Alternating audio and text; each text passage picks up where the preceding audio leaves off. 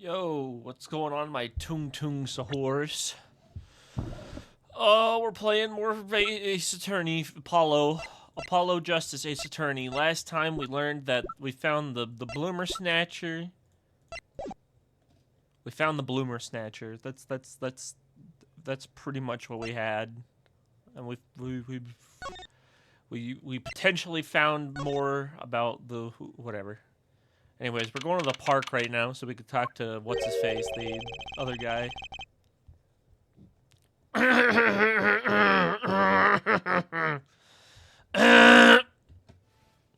know what I mean? Huh? Does something about this scene look different to you? Oh yeah, the tarp is gone. The blue tarps are gone. Maybe that's it? Yeah, I think you're right. Look over there. The white-frocked detective from yesterday. She seems to be apologizing reverently to the trash can. She's under a lot of stress. Investigation's probably not going well. Hey, you there! If you're gonna talk about someone behind their back, do it more quietly, please. Oh, Detective Sky. Hello. You seem as gloomy as ever. She's always gloomy. This is miserable. Miserable! I just got a new kit and I can't get the stuff to work. And everyone's all smiles for that glimmerous fop. Glimmerous? Does she mean Prosecutor Gavitt? More to the point, doesn't she mean glamorous? When he walks, his shiny chains catch the suns and glimmer in my eyes. It's distracting. Speaking of distracting, I guess I have to accept the fact that I lack talent. It's like she's trying out some new forensics technique. Okay, well, since the tarp is gone, I might as well just look and see what we got. There appears to be a footprint with a leaf on it. It was there yesterday. I wonder why Detective Sky put them out. Yeah, the only thing they were covering is the ground. Oh, you know, I think I see something there. A print. A print? Yeah, like a footprint. Poor Mr. Eldoon. As Dan's been standing here since the whole thing started. It almost looks like a home here in the park now. I think it should be made into a playhouse for children. I think its owner would disagree. Are we not talking about the fucking footprint there? Come on. Alright. Let's talk to Tamale. What you got, girl? Detective Sky, you know Mr. Wright, correct? How do you know my daddy? I want the details. Well, he helped me out a long time ago. You might say he saved me. Aren't you saying something about getting involved in an incident? I can't stand it when things are vague, especially in a case. I went to study to become a forensic scientist in Europe. But you're a detective now? Well, I failed the test. But, you know, rank and title don't matter. What matters is what's inside your heart. I've always thought that too. And my heart is full of science. That's why I brought this kit through mail order. And I'm going to test it here before the forensics team arrives. Are you sure that's okay? Hold on, I want to check something real quick. Well, we'll come back to her. We'll come back to her. I want to move to the office real quick.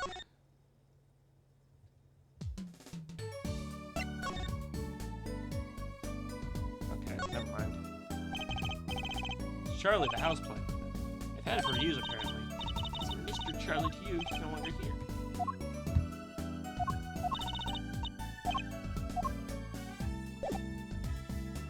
Alright, did I get a thing for that? No. Okay, well that's fine.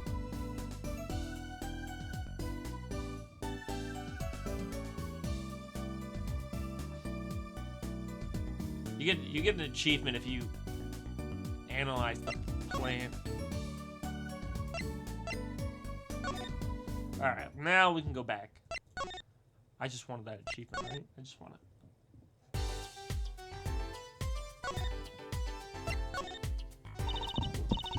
I won't lie, I'm not fond of the man.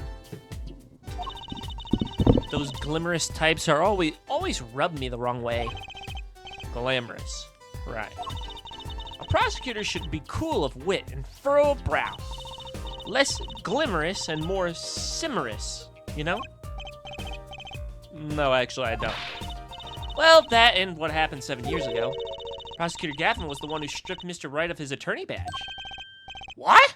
Really? He was the one? You mean you didn't know? I thought you were one of his boys. I'm neither a boy nor one of his, but let's see what she has to say. What exactly happened 7 years ago? I never actually heard the details. Then investigate. It's better you learn it for yourself anyways.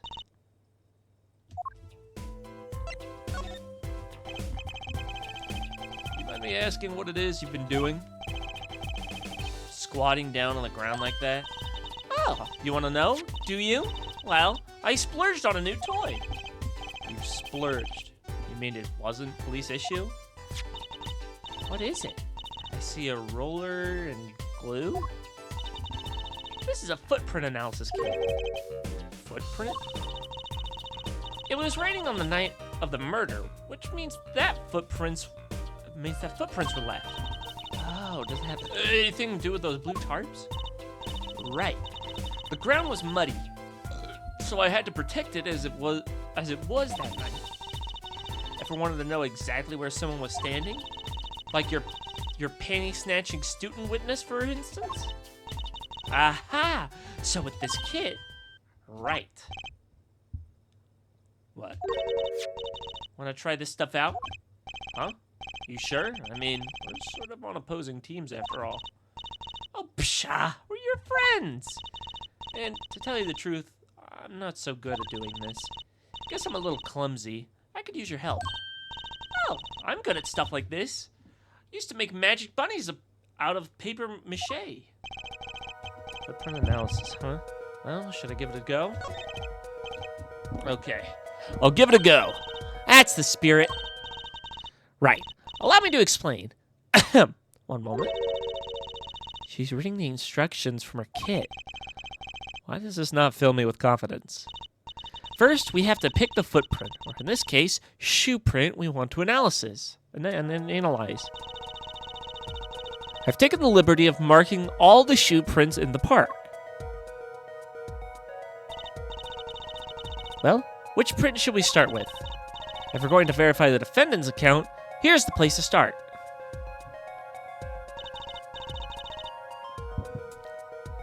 Shoe prints, prepare to be examined. This is so exciting. Right, here it goes. First, pour the plaster into the print until it's full. You try it. How am I supposed to do that? Just press space when you want to pour the plaster. Like this. That doesn't look too hard. If you run out of plaster in your beaker before you're done, you have to start over.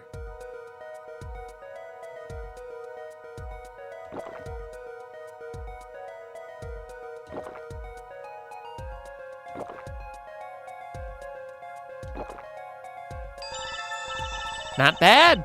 Your handler with that thing you look. What's that supposed to mean? Next step, dry the plaster until it turns white. Right. Just press space to blast it with the dryer. There, give it a shot.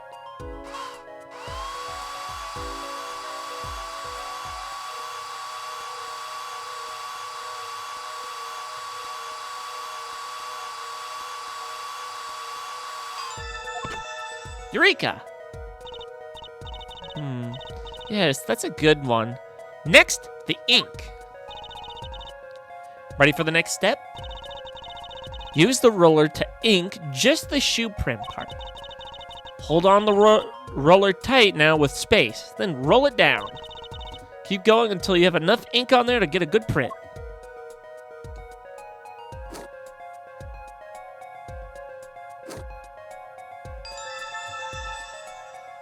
Amazing. Right. Now the moment we've been waiting for. Let's take our print. Ready? Here goes.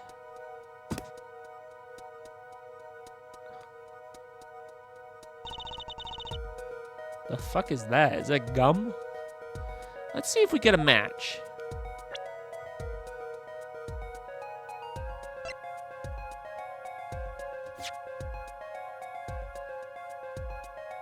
Nope, definitely not it. Ah!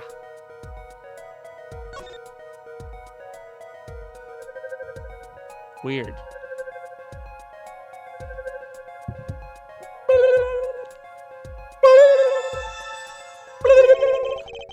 So the shoe prints belong to Walkie Kataki after all.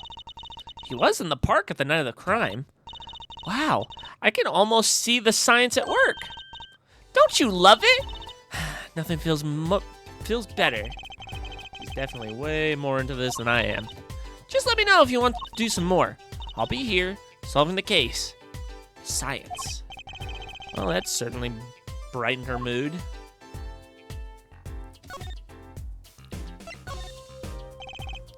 Like this guy, mind if we give it another go? Right on. Leave no print unanalyzed. Okay, I want this one. I want this one. I want this print. I want this print. I want this print analyzed by my office tomorrow morning. I want to fuck you.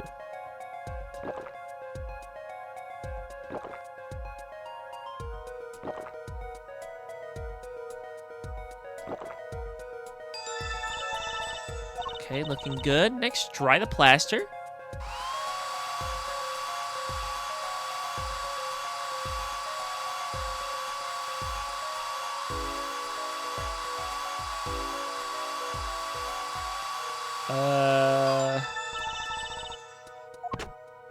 Okay. Whew.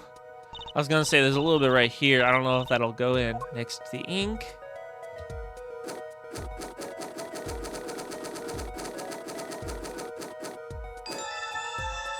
Eureka. Right, now the moment you've been waiting for. Ready? Here goes. Ooh.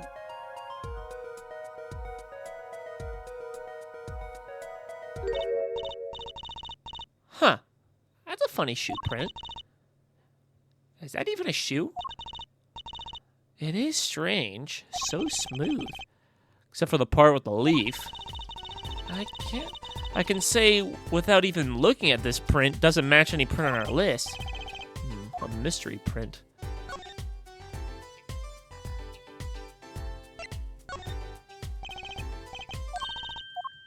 Alright, well, time to do the last one.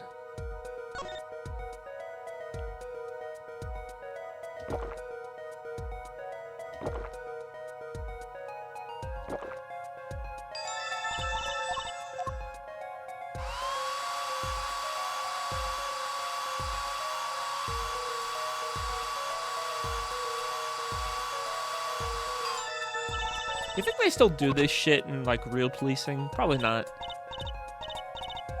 I'm sure they have better ways to do this.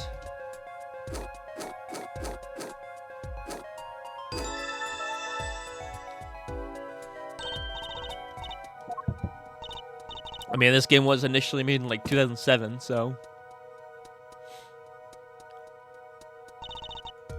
Let's see if we got a match. So it should be Wesley Wrinkle over here. Wrinkle Dinkle.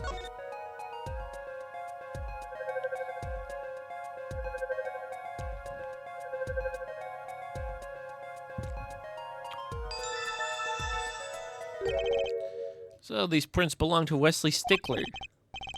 This confirms his testimony, the final version of it at least. Now we know where the panty snatcher was standing.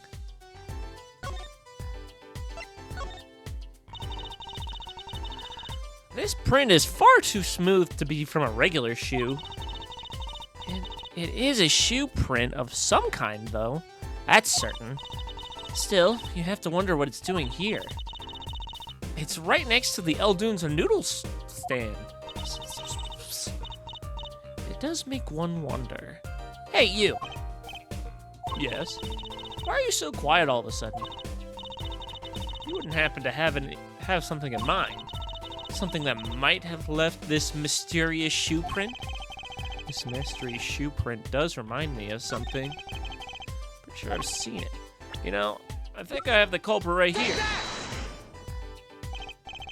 Well, I think it's these slippers, actually. Slippers? What would slippers be doing out here? But look at the bottom, see? It's covered with paint, except for... See right there? Hey, that spot is shaped like a leaf. What if a leaf was stuck at the bottom and came off when the slipper was stepped in the paint? Makes sense, doesn't it? Wait, something's written on them. Maractus Clinic. Exactly, the victim's clinic. Wait, that means that someone from the clinic was involved? She's just standing there eating. Detective Sky, I have a favor to ask. What? Can you get us access into the Maractus Clinic? The police won't let us in. They say the murder and the clinic are not connected. And it's off limits until we prove they are. I should be able to do something for you, yes? Eh? Really? Well, you did my work for me, here with the shoe prints. Seems like I should return the favor. Thank you, Detective Sky. Here, show this to the police officer on duty. Right. Maractus Clinic, here comes justice. Gotta love the funky-ass music, though.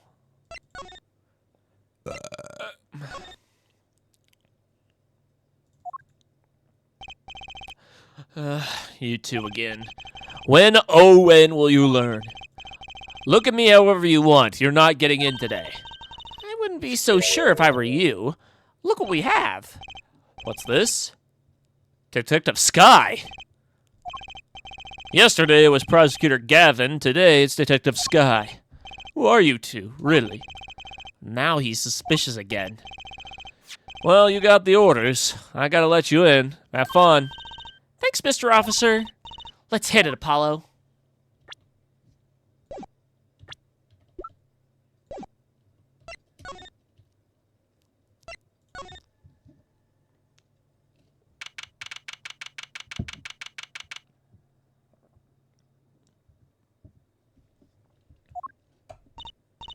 Huh. Kind of an at-home sort of place, isn't it? This place has a connection to the murder in the park. I'm sure of it. The police guy out front wasn't so sure. Beyond it being where the victim lived, looks like the police team's gone home for the day. There might be some clues lying around. Let's get cracking, Apollo. Let's get cracking.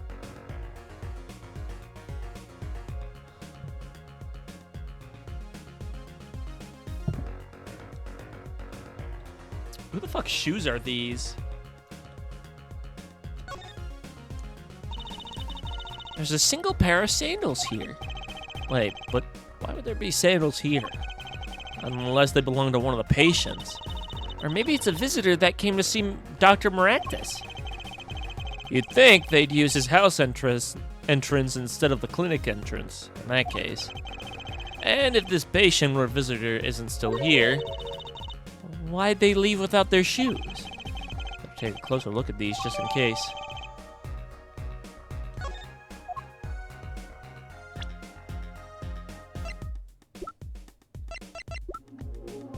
Kind of remind me of Alita Tiala.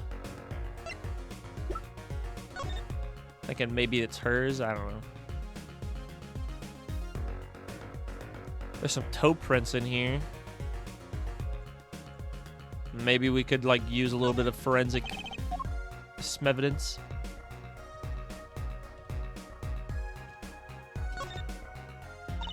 Okay, yeah, zoom into the sole of it. Oh. Huh, this could be a toe print. Maybe we can print off these. Let's give it a try.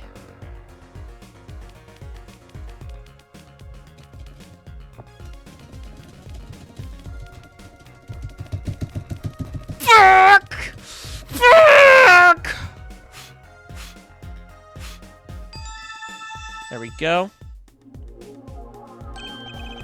Hey, it worked! That looks like a big toe, maybe. But wait, I mean, it's great that we got the print, but is there such thing as a list of toe prints? Oh, good point. If there is, Detective Sky didn't give it to us, which means we can't match this print. Seems like a good time to ask Detective Vice. Yeah. I'll ask her later. My gosh, this guy's got a bunch of noodle bowls. Look at all these bowls. They're from Eldoon's Noodles. There's Mr. Salty. Then I think we figured out something. I think we have. Mr. Eldoon must do takeouts. Exactly what I was thinking. All the bowls have been washed clean. I think we found our first clue, Trucy.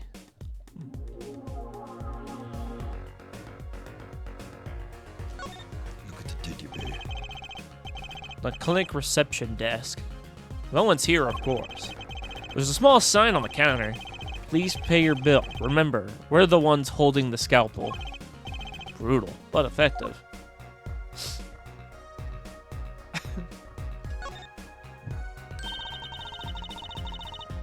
These must be the slippers for for patients at the clinic. The same as the pair we found, of course. Look, a single pair is missing from the rack here too. We have our paint, and ours has paint on the bottom, which means they were taken out from here on the night of the murder. Right. The paint's from the hit and run after all. But what were the pair of clinic slippers doing in the trash can? And what were they doing at the scene of the hit and run? Fish, look at the piranha. Oh, look at the piranha. Oh, the piranha. Oh, the piranha. Look, this door says doctor's office. Think this is the victim's private office? It's not locked. Too bad. Why too bad? I like opening locks. It's kind of a hobby of mine. Like those little bike locks? Don't even bother putting them on when I'm around. It's probably not a hobby you want to tell too many people about. Apollo! That sound! It came from behind the door! Someone's in there. Let's check it out, Trucy. A break-in! We left through that window! Wait, Apollo, you're too late to catch them now. That must be her experience as a panty snatcher chaser talking. Well, we should tell the police. Let's check the room out first, Apollo. If we call the police now, we'll lose our chance. You're right. She's better at this than I am. Well, one thing's for certain. This clinic and our murder case are looking pretty related now. Jeez. Does he just have like a... Why does he have like a entire cabinet of just organs? Good lord, what is he, a supervillain? Whoa, what are those? The wall is covered with beakers. Eek! Something's moving inside one of that one. You look, Apollo. Hey, look yourself, you can't... Oh. It's a goldfish. Oh. Wow, they're all fish. So many kinds. Okay. Well, that does make me feel a little bit better. I thought those were organs. Whoever designed this had a sick sense of humor. True. Books and papers are scattered around the room. Wow, what a mess. This is worse than Daddy's room. The burglar must have left in a hurry. Even the cup on the desk here is lying on its side. Huh? The juice that spilled off that cup. It's dry. So the messy one wasn't our burglar just now. Someone knocked this cup over a while ago and left it.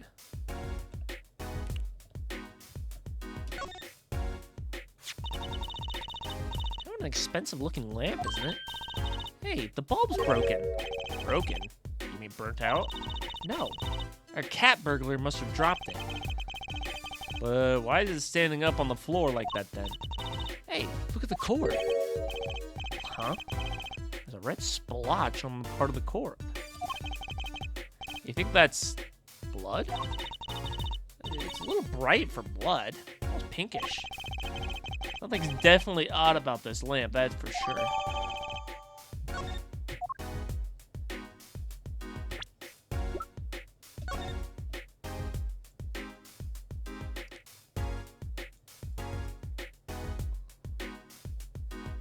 Oh, I see.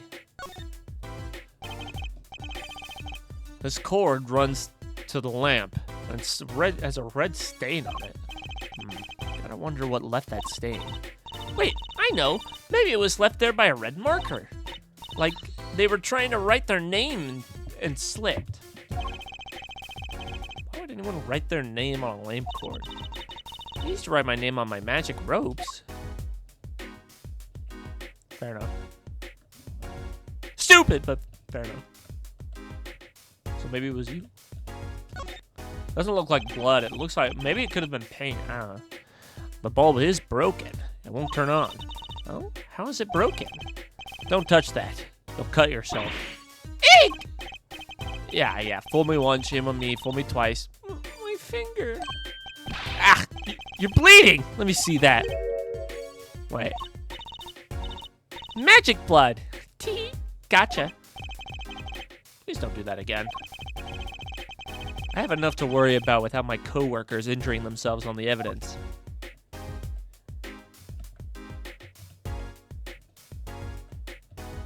For real, though. Twin, don't fucking jump scare me like that. Piss material. What a cute little safe. Looks like a 4-digit lock.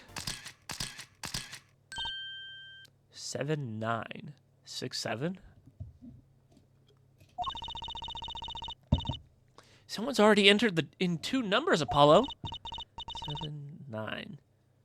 Wait, do you think that burglar just now is trying to open it? I wonder what's inside this safe. Is there any way we can figure out the last 2 numbers? Well, we know the first 2 are 7 and 9.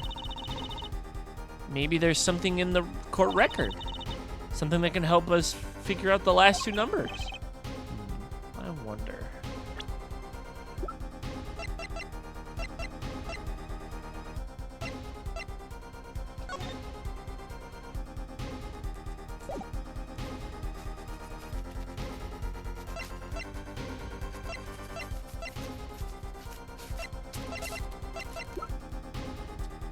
I don't think so.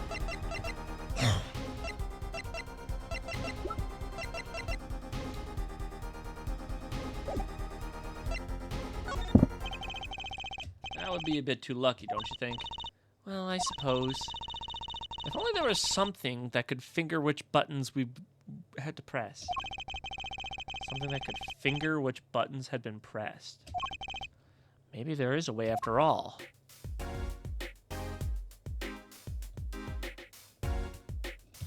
Ow, wait! Duh! I didn't even think about that.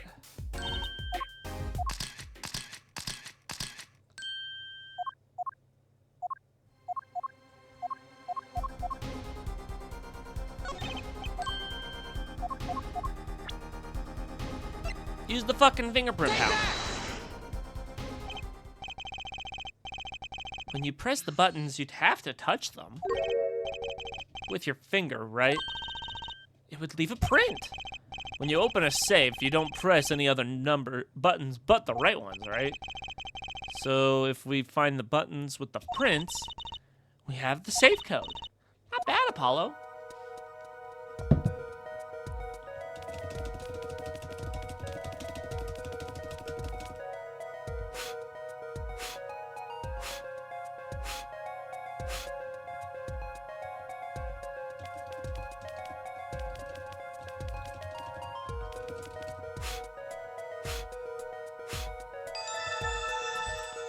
Seven, 9, 5, 2. Look, you can see the oily finger residues clearly. Look at 7 and 9. And those are glove marks. The burglar must have been wearing gloves. Well, we might not be able to identify the burglar, but we can open the safe. Let's give it a shot.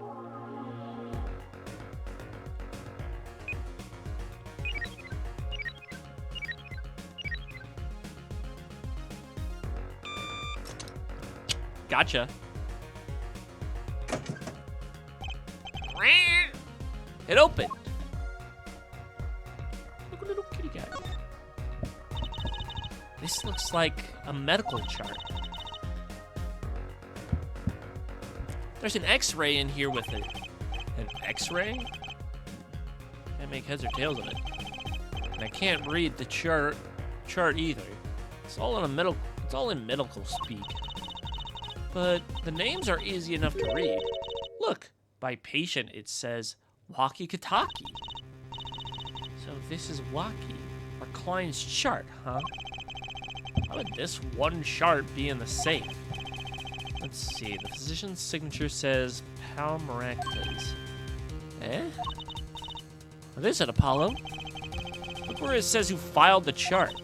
Let's see. Nurse Alita Tia... Oh, shit. Alita Tiala is Walkie's fiancée.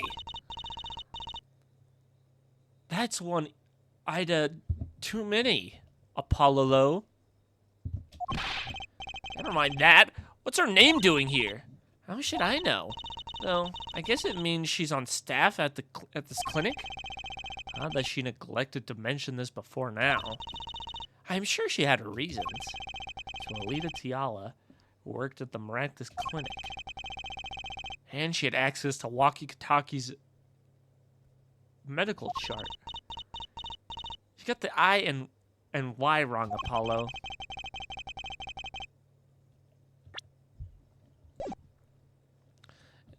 It'd be very interesting to find out what this chart says. Yeah, she got the fucking name wrong, Walkie-Talkie.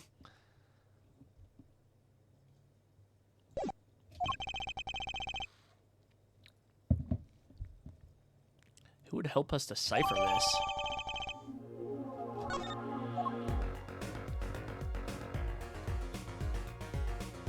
Is that a bullet? In the back of the safe? This looks like a bullet hole.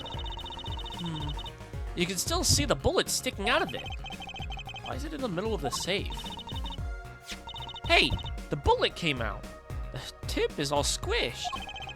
Not surprising given that it was fired into a metal safe. The bullet's got a story behind it, that's for sure.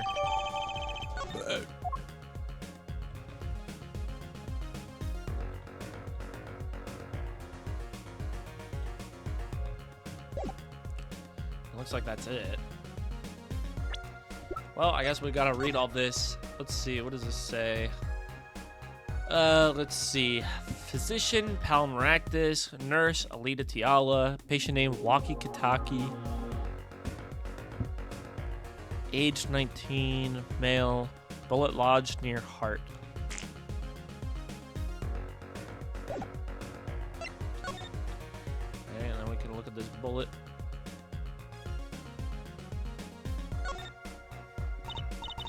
Wow, it's all mushed. That was one tough save. No, it kind of looks yummy. Huh? Like ice cream. Caramel. You certainly have an active imagination, Trucy. Yeah, you're telling me there, cuh.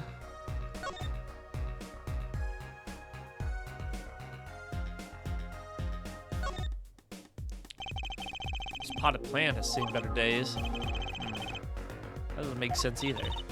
What doesn't? Normally, burglars are looking for valuables, right?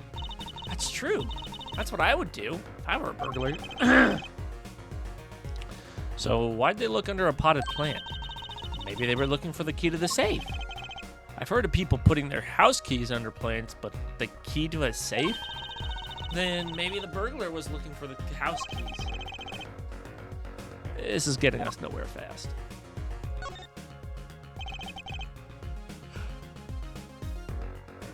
Window is ajar. That must be how the burglar escaped. I wonder who it was.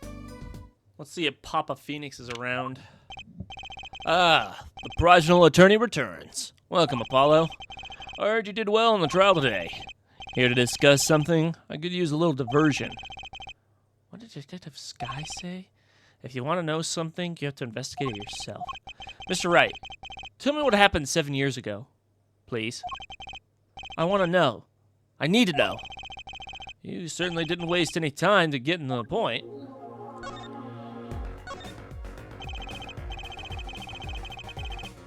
I guess we'll just do this, I guess. I don't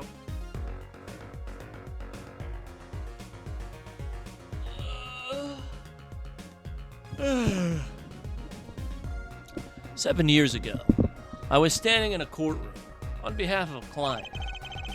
The case involved the death of a certain magnificent genius. I'd be surprised if you hadn't heard about it.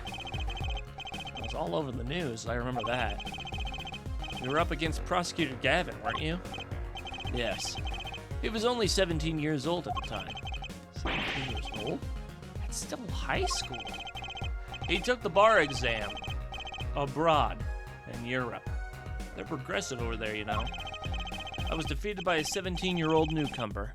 And my shame, I left the practice forever. That's all. That's all? How could that be all? What do you mean? What about what they were saying on the news about forged evidence? They said you forged evidence and had your attorney's badge stripped from you. Tell me, how does it feel?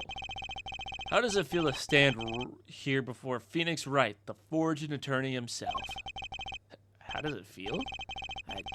I don't want to believe it's true. What about what happened in my first trial? Didn't you notice in today's trial? There was a single piece of forged evidence. I'm talking about evidence that shouldn't have existed. A naughty magician's trick. I don't see you jumping to my defense on this one.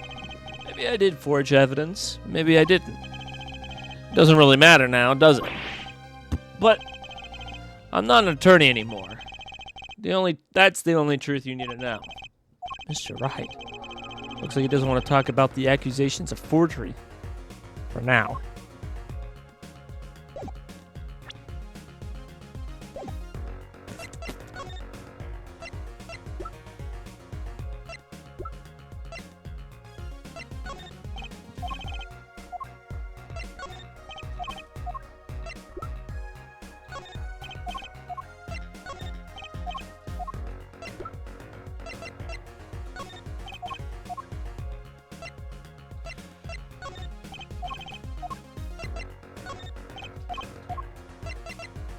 Does he have nothing? Found these two. It's Trucy's. Thanks, Apollo. Though I have to admit, his father. Okay,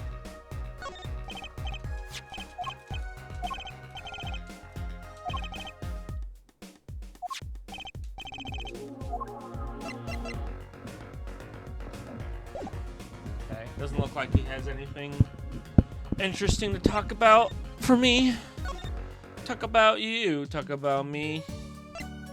Okay, I will be right back. I need to use the restroom. I'm getting the dookie. I'm getting the dookie in me. I got that raw dookie in me, bro.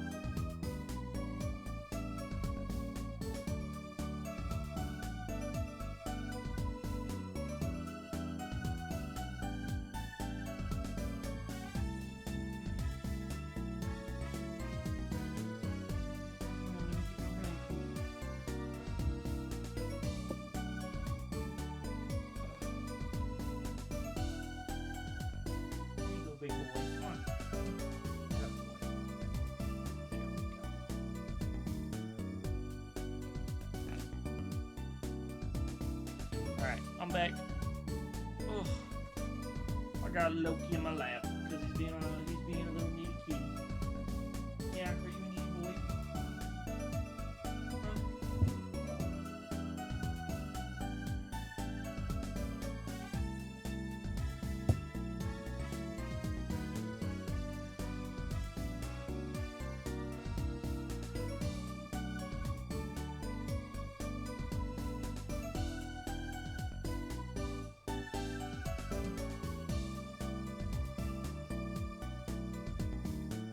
We get this done.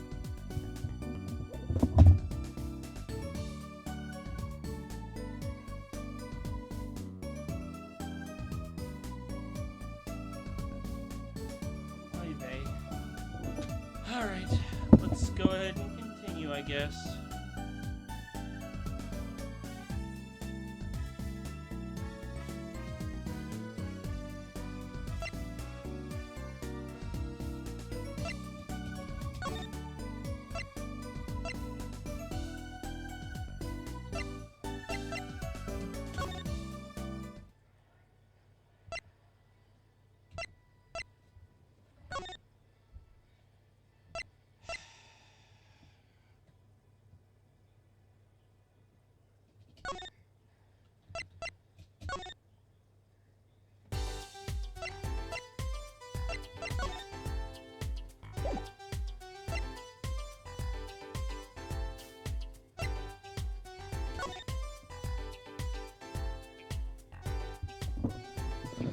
I'm trying to think here. What? Just. What? I was wondering about this. Accuracy, wait. This is vital evidence. We can't. Okay.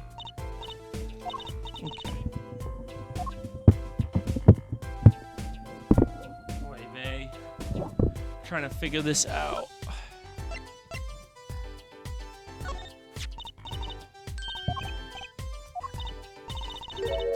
I see a toe mark. Toe mark, you mean we can get a print off that? What the fuck? This is what I did! Wait, what did she say? The police station doesn't keep records of toe prints, so we won't know who it is. I guess that's too much to ask for. Still, it might be useful somehow. Let's analyze it.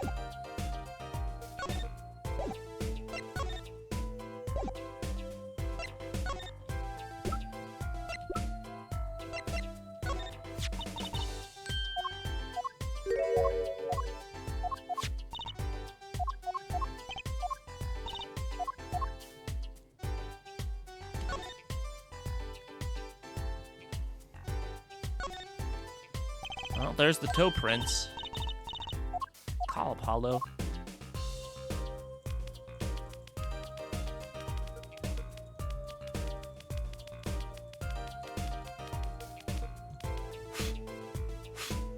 Well.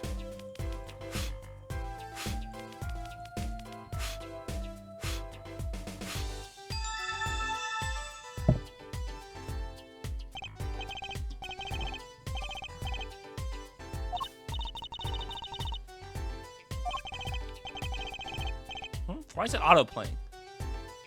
Hey, it worked! That looks like a big toe, maybe? Wow, I feel like the case is already solved.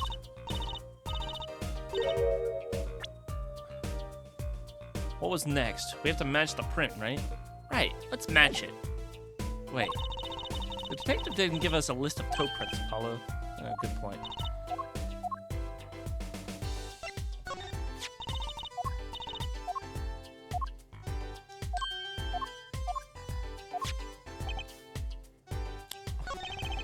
So I was right.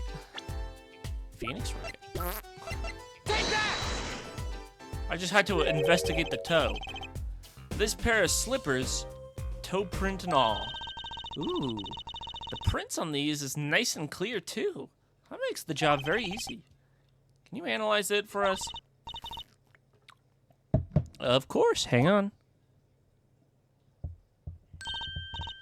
Bingo! Gosh, I'm good. Hey, we were the ones who found the prints. A perfect match.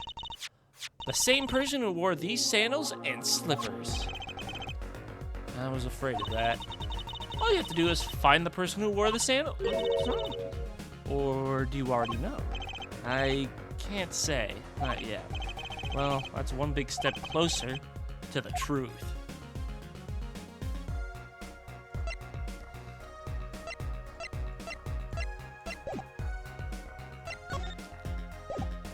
I know who they belong to.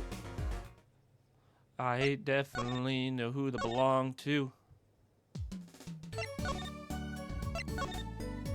Maybe walkie-talkie is fucking available. Thank you. Good lord. I've been looking for this asshole for so long. You playing with your little ball ear? You run, boy. Oh.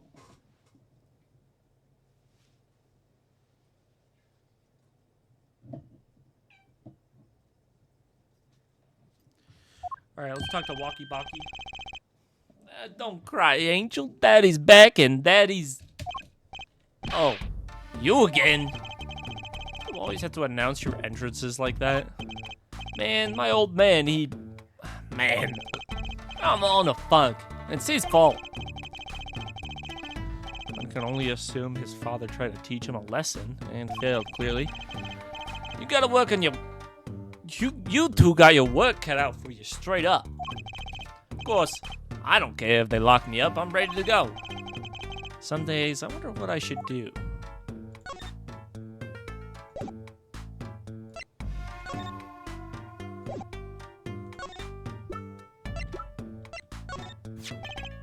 Walkie, you don't happen to recognize these, do you? Hey, sure I do. I was the one who bought them for her. For Miss Tiala? Yeah, a birthday present. She's got mad little feet. Mad. So cute, man. So these sandals are hers. Yeah, I kinda had a feeling. What's up with the funky vibes?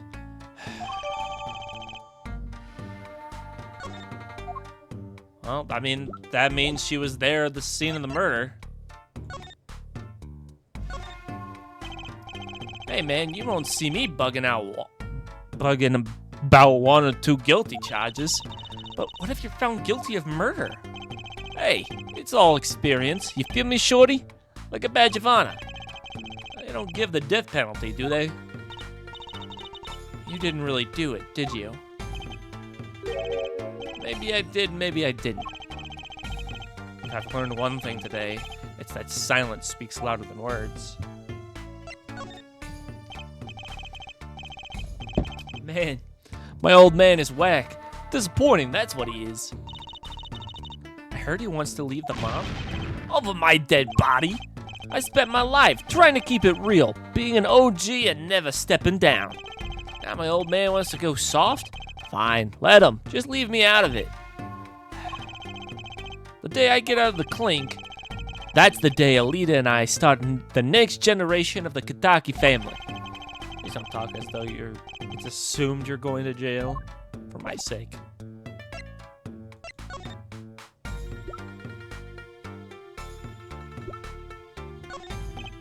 Huh? What's that? Some kind of x-ray? Wait. That's right, Walkie, it's yours. Hey, look. I don't smoke or nothing. I'll live long, right? I don't think he gets it, Apollo. Take a closer look. Here in particular. Where it says nurse, it's signed Alita Tiala. Huh. The lawyers do your homework.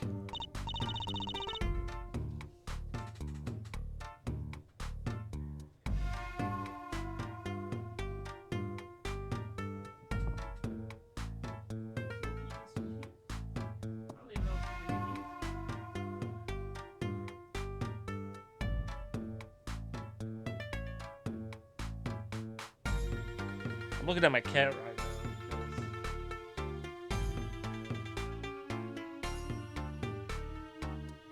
The bottom of this little thingy that you can crawl into, and only Loki has gotten in it. So I'm trying to see if he's going in there or not.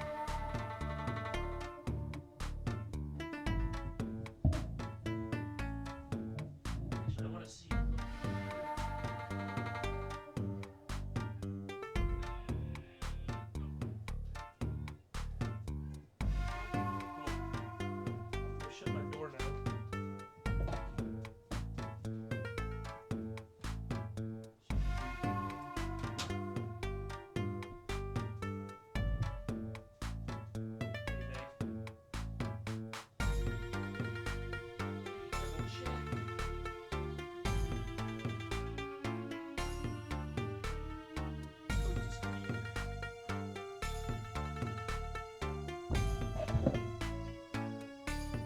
So, when you met Miss Tiala, Yeah, I met her at the clinic. So?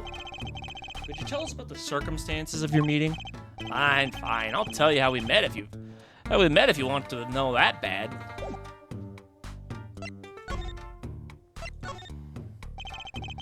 About half a year ago, I was shot during a little turf war with another family. I was ready to die, sure. But they came in and got me, hauled me off to the docks. The Maractus Clinic? That's where I met her, my fallen angel. You mean Alita Tiala? She was scared of me at first, turns out. But you know what they say, a bad guy always gets the ladies.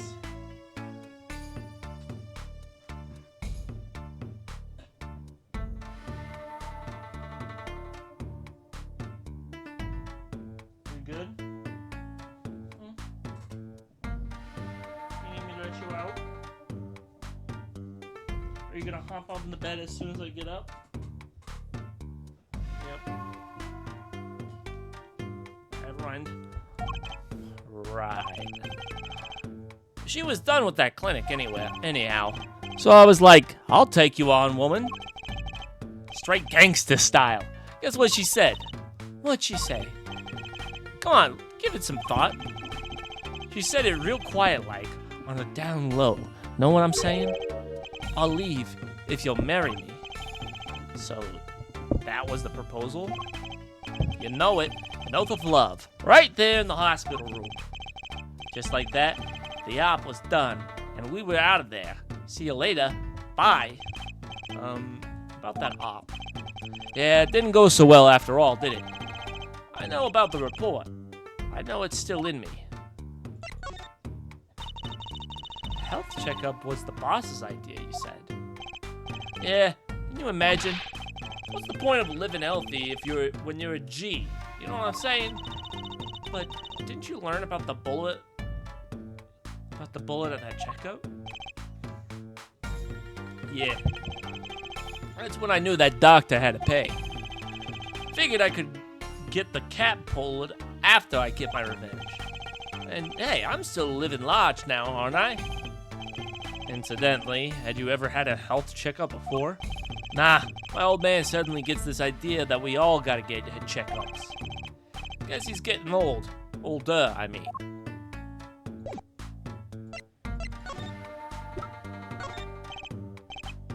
Man, that is so far off the hook. It's off the chain, G.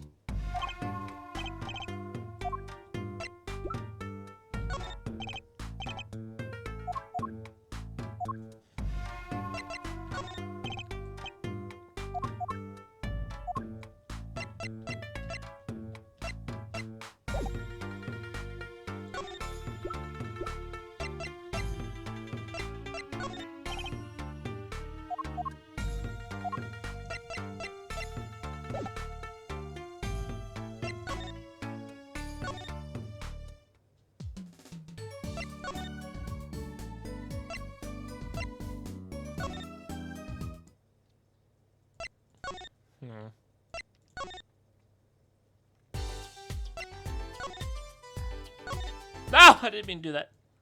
I wanted to talk to Detective Scott.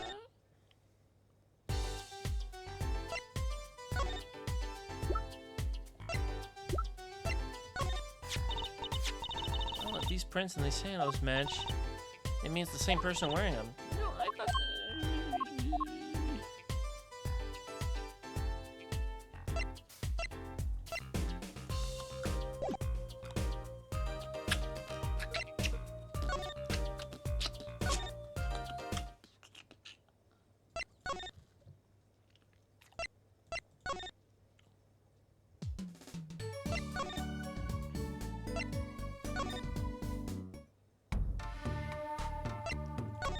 There's gotta be something I'm missing here.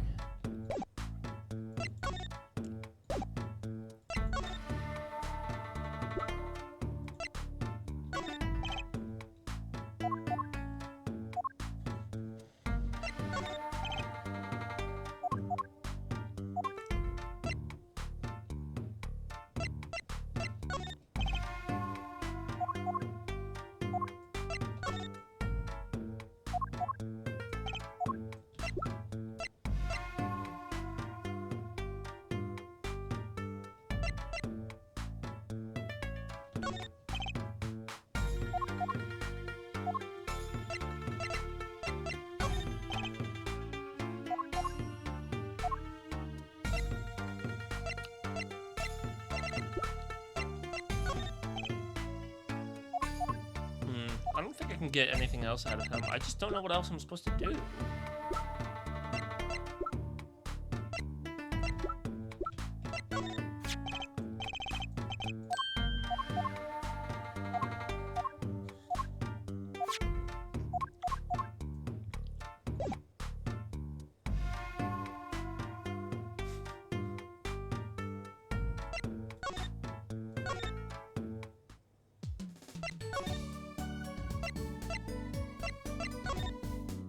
Maybe Eldune's home.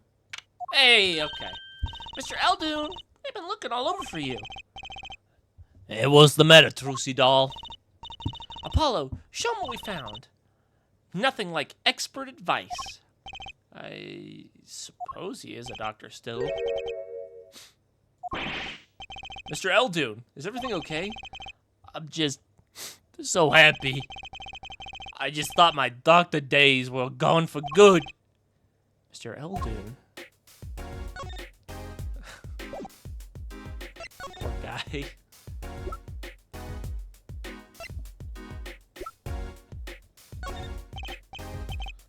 I don't got that. I don't got that. How about the lamp?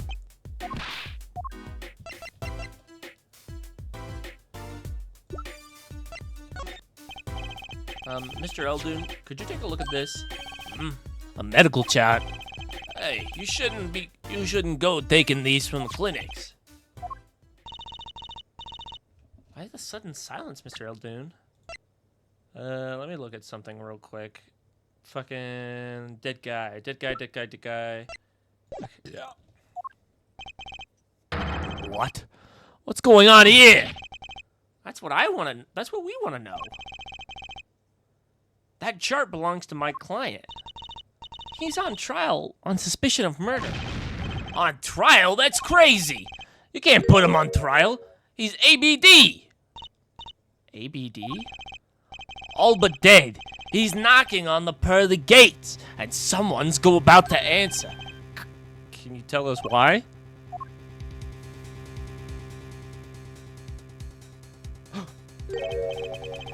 Wait, that was... Wait, what? Now... That was so, wait. What? That wasn't his hair? I mean, I guess that makes sense why he was sucking on it sometimes, but like... Why does he just have a bowl of noodles on his head? Well, permit me to speak as a surgeon. You listen up good now, son. No way. It's like he's a completely different person.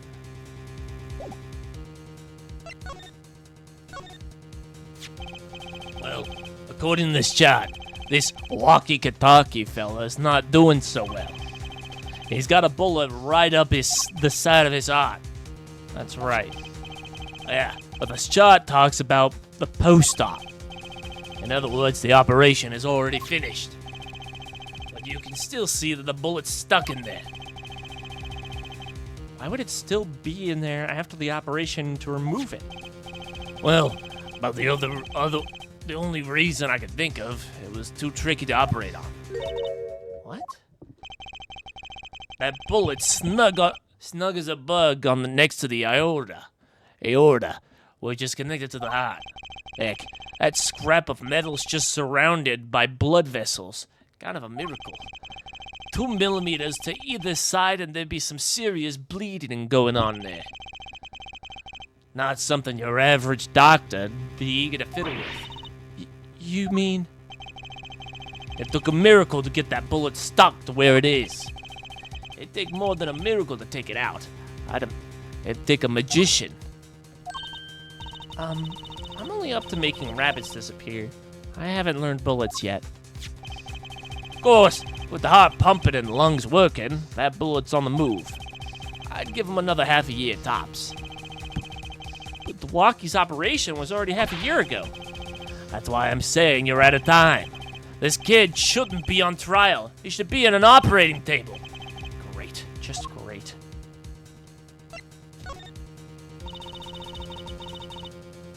How could Dr. Maractus do such a terrible thing? How could he just leave that bullet in there?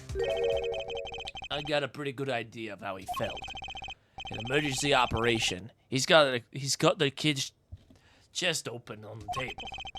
He finds the bullet. That's despair right there, Trucy doll. Cold despair. Despair. The only thing he could do is sew the boy back up. It wasn't exactly in the situation to go admitting he couldn't take it out. The Katakis. You bet. This kid there is the only son I hear. So he skips the operation, and Walkie's back on the streets, living his life. Of course, it's only a matter of time before his heart hemorrhages and he drops cold. How awful. And which doctor would they take him to? Maractus. He's got enough ties with him, he could probably cover up the truth of what happened. That's just horrible. He left Walkie to die. There's a darkness in this world, Trucy doll, waiting, hungry. Compared to it, these gangs as turf worlds are like kid games. When you're up against the real evil, well, it don't matter if you're weak or strong. It'll take you all the same. You were a surgeon, right, Mr. Eldoon? You could operate on Walkie, couldn't you? I wish. What? I'm afraid there ain't nobody in the country that could. Maybe not even the world. So Walkie... He's real lucky to be alive even now. No. There's one problem. Apollo? This chart. Look at the nurse section. Alita Tiala. That's right. This operation was how they met. Yeah, the problem is, she knew. She knew about Walkie's condition, guaranteed. Why didn't she ever tell him? It doesn't make sense. If she knew her patient was in serious danger, you'd think she'd want to get that second operation before getting engaged. What was she thinking? Apollo? What were you thinking, Alita Tiala?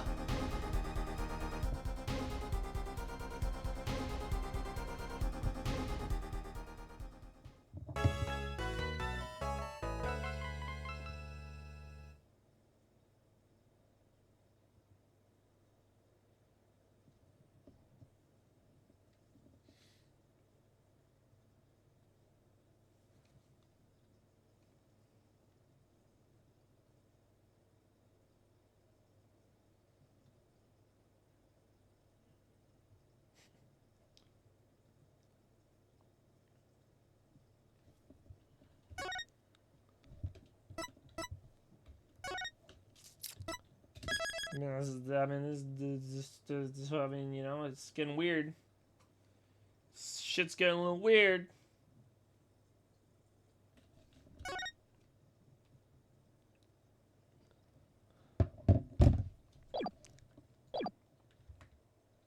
No!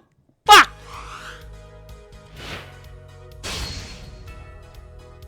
Damn it, load the game.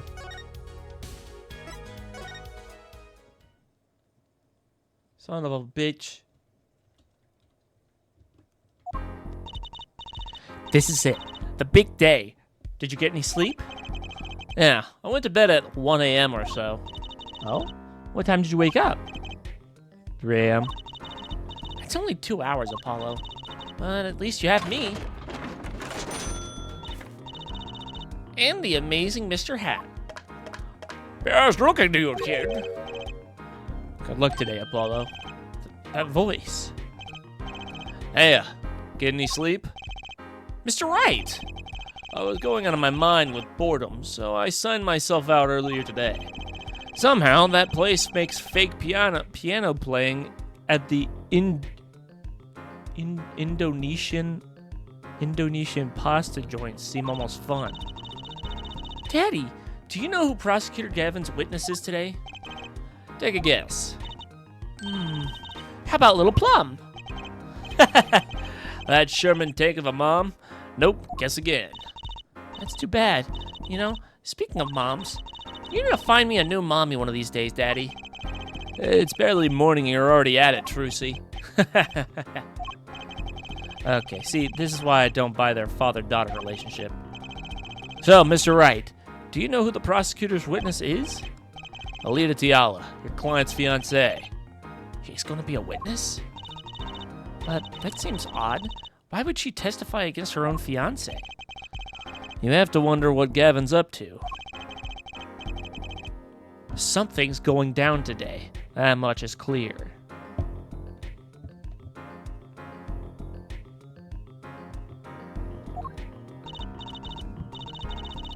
Well, not to worry. I've got my panties back. If we can't find a killer, I'll pull one right out of there. Okay.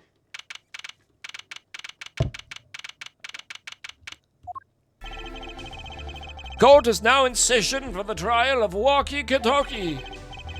The defense is ready, Your Honor. Prosecution is warmed up, and it's a sold-out house. Very well.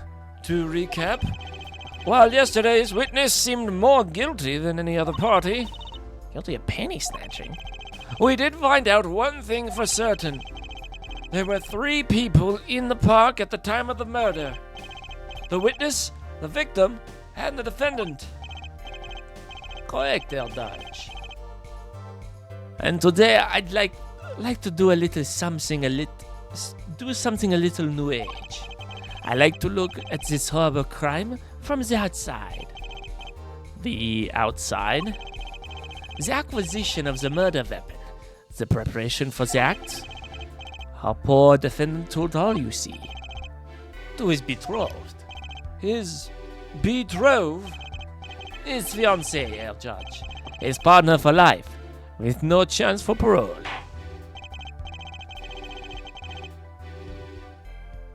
Did I miss Yu-Gi-Oh? I was getting Chick-fil-A at a new location near me, son of a beach. Ish. I just didn't do Yu-Gi-Oh the other day, because I need to fucking work on that, dude. I'm thinking maybe, because that game makes me crash out too often, so I'm probably what I'm going to do is I'm going to do ranked on Tuesdays, and then I'm going to do dual rooms on Mondays. That way I just actually play the game, so I'm not just fucking skipping a day every fucking week because I'm too cringed out for it.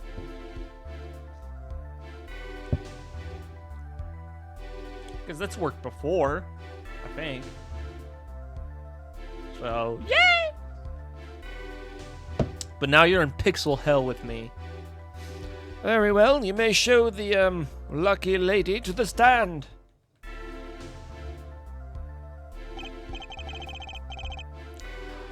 Your name and occupation, Fräulein.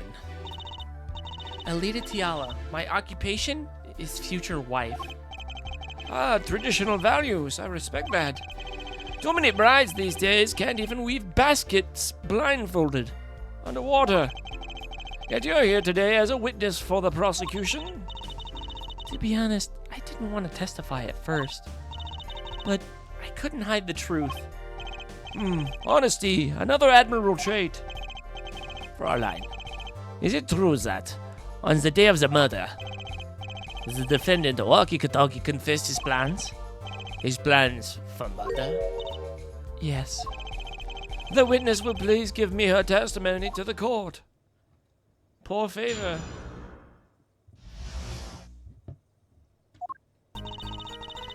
It was the day that the family health checkup results came back. When Walkie found out that Dr. Maragdas had lied... You motherfucker. Look what you did.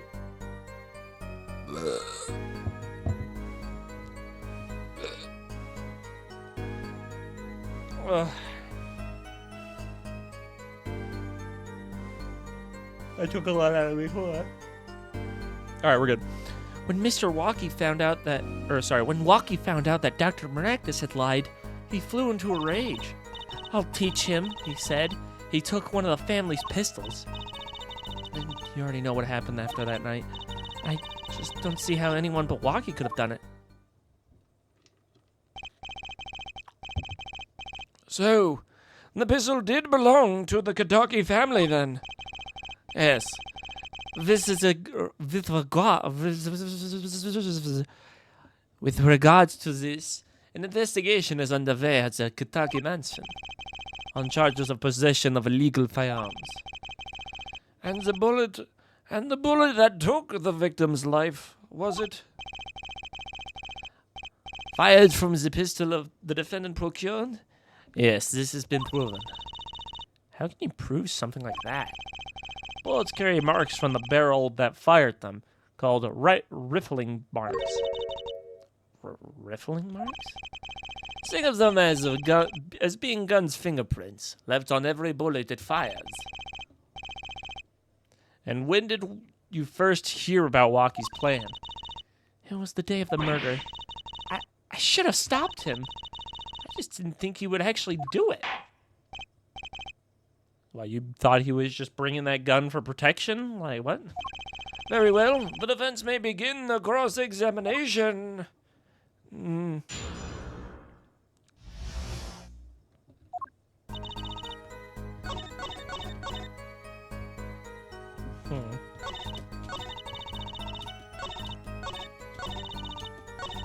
God damn it.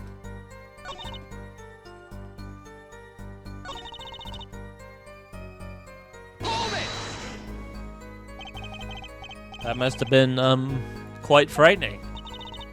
He was furious. He ripped his reportant up into shreds. Incidentally, I had to request another copy to file as evidence. A bothersome chore, but one I performed without complaint. Walkie's at an age where he's hard to control when he loses temper. Of course, that little bit of instability is so cute. Great. Now he sounds like a psychopath.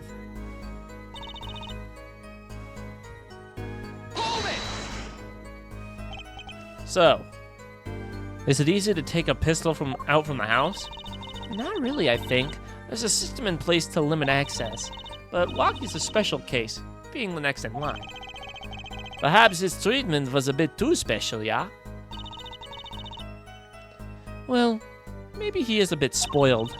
I hear he got amazing presents for his birthdays.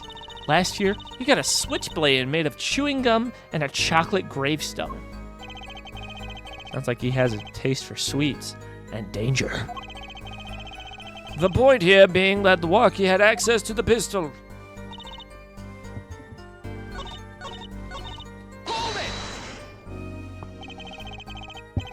That was the day of the murder, correct? Yes. Everyone in the family received their checkup results that day.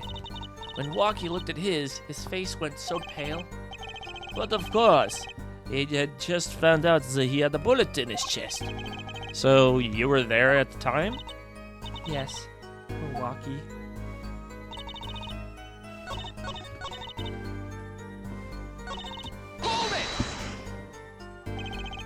What happened? Meaning the murder? I tried to stop him, I really did, but Walkie wouldn't listen. Our defendant was nothing if not determined, it seems. The last thing you should do is blame yourself, miss.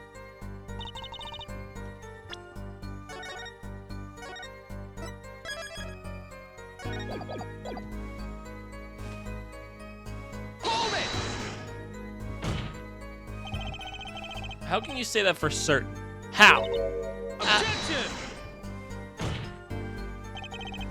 Forehead, you will refrain from battering the Fräulein. It was the defendant, Walkie, was it, who took the pistol from his home. We know this for a fact now. I suppose we do. So, how could anyone else have used this pistol to shoot the victim? They could not. Simple logic, yeah? That does seem to be the case. Does the defense have anything regarding this point? Someone else have used that pistol?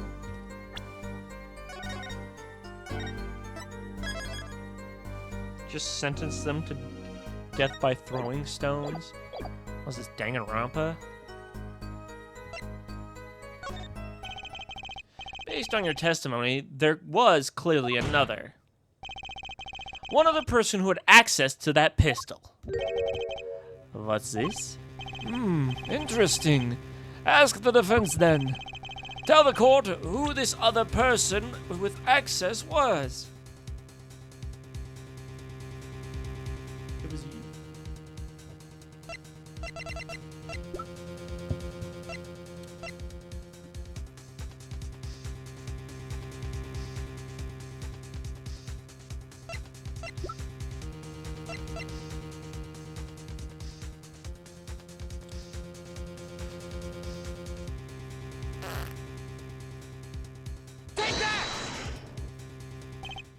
Well, of course, I mean you, Miss Tiala. Me? But why? You were quite clear when you told the court you heard about the pistol from the defendant on the day of the murder. In other words, you knew what he was planning. Let me get this straight. You intend to tell us that this lady stole the pistol from her fiancé and killed the man in cold blood on his behalf. I've heard of people doing such strange things for love, but this... It does seem a bit unfathomable, to be sure. I'm all for romance and for supporting your partner in life, to be sure. But I think I would hesitate at murder. I hope you do more than hesitate. But what if a different connection could be proven? A connection between the witness and the victim. We might find that she had a personal motive beyond wanting to help her fiancé.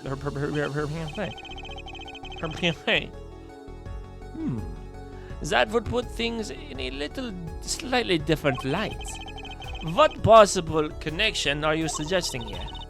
You know what I'm starting to think? I'm starting to think that the police never looked inside that safe. I have evidence showing connection between the witness, Miss Tiala, and the victim.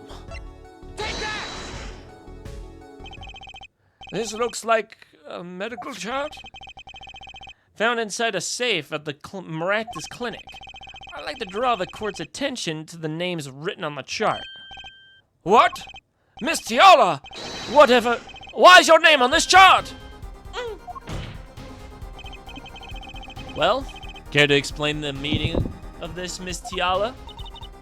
I'm not sure what you mean by meaning, Mr. Justice. One little fiancé just froze over. I was on staff at the clinic until half a year ago. It was boring, so I quit. That's all. Is there a problem with that? Miss Tiala, you testified that you had no connection to the victim. And I don't. Now. I quit half a year ago, didn't I? So there's no connection. Let me guess. You're the kind of guy who can't rest until he knows every last detail of his girlfriend's past. Am I right? That's not true at all. Why, I embrace the ones I love. Past flaws... Objection. Shut the fuck up. There's no connection now. Doesn't fly in a court of law. Doesn't fly? She's one tough nut. She probably feels right at home with the Katakis.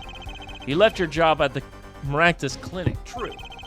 But you remain connected somehow. Very well, Mr. Justice. Show us the evidence that proves the witness still had connections to the Maractus Clinic! Take that! These sandals were found in the Maractus Clinic lobby. They're yours, aren't they? Well, who knows? I'm sure there are lots of people with those sandals. So sorry, Fräulein, but your act isn't working. Your moment of hesitation just cost you now.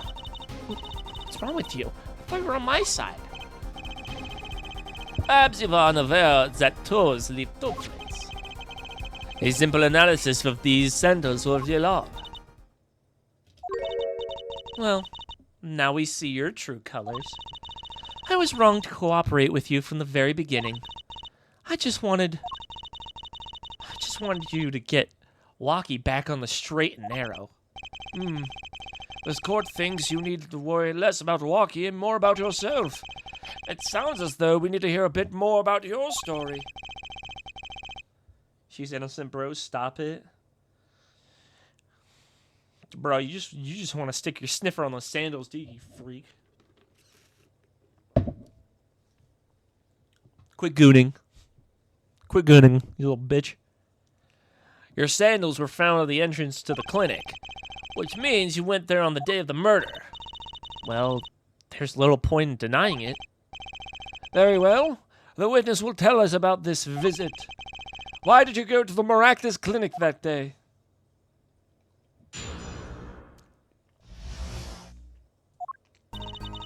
I did go to the clinic that day. My first time in half a year since I quit in January. How'd you know? I could smell a gooner from a mile away. It takes one to know one. I went to warn him. After all, I knew Waki had the pistol. The doctor always was a timid man. Too timid to admit his own mistake. Why else would I have gone? I'm not hiding any dark secrets. I wanted to tell him to be careful, as an old friend. By mistake, you mean?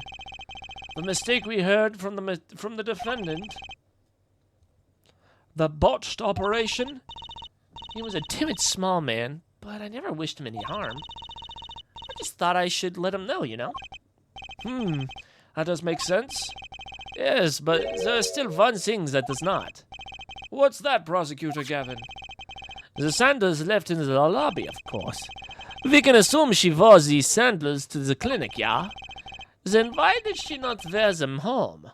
If it were me, I would have worn these home. I would have worn those sandals home too. So, why was the sandals left behind? Why did you jump on the bed and then jump back on my desk, you fat fuck? Huh? What is your deal? You being a big kitty? He pointed out the contradiction before me. There's probably a good explanation for this, right, Miss Tiara? Say, for instance, there happened to be a similar pair of sandals there, which you wore home by mistake? Actually, that's right. I'm impressed, Mr. Gavin. Oh, it is nothing. There is, after all, no other possible explanation. Yeah, for him? Oh, what the? Not fair. He's filling the holes in with her testimony. The defense may begin the cross-examination.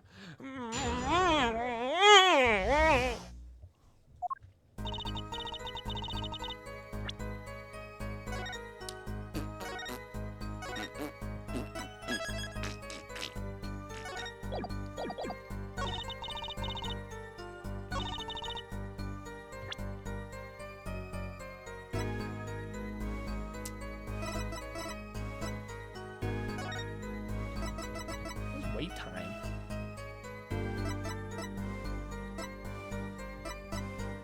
Yeah, whatever.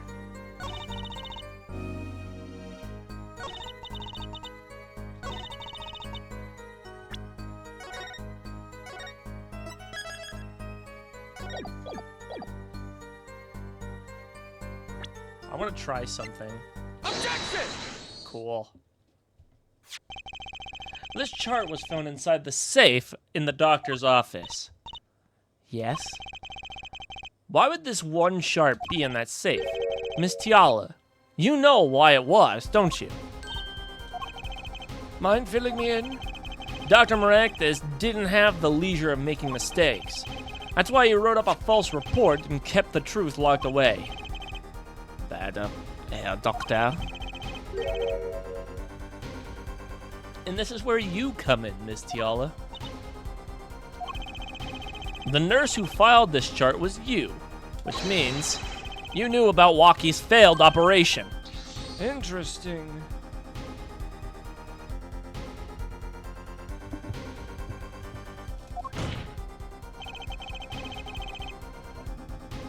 You were in the same position as Dr. Maractus. Kinda makes it hard to claim no connection, doesn't it? You're bold for a novice, I'll give you that. Mr. Justice, you must know I was only a nurse. The doctor is responsible for the chart's contents. This chart business seems to be quite important. Please amend your testimony accordingly. Too bad, little attorney. Ooh. Was it the squeeze of the hand? bracelet's reacting again. What is it, Apollo? I felt my bracelet tighten just now.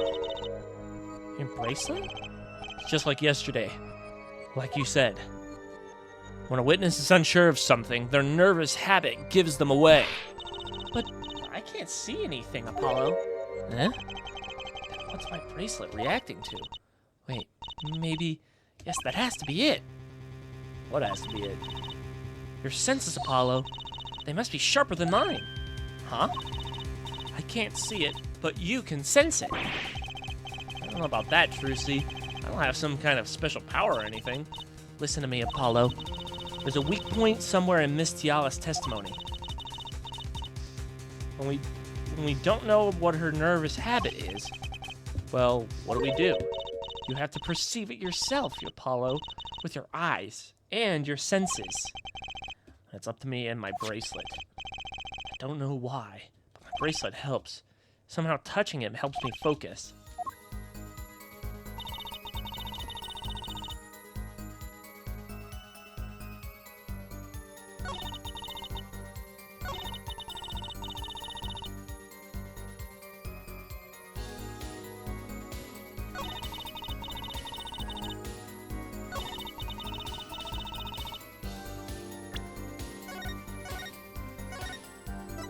Save. Just in case.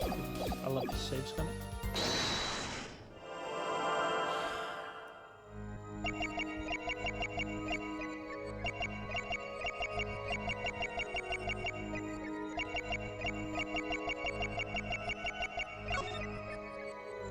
Gotcha!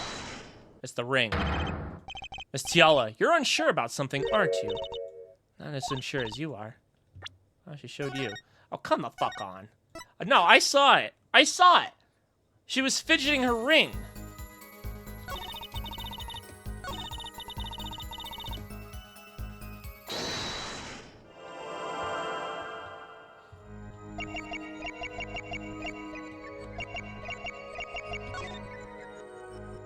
Gotcha!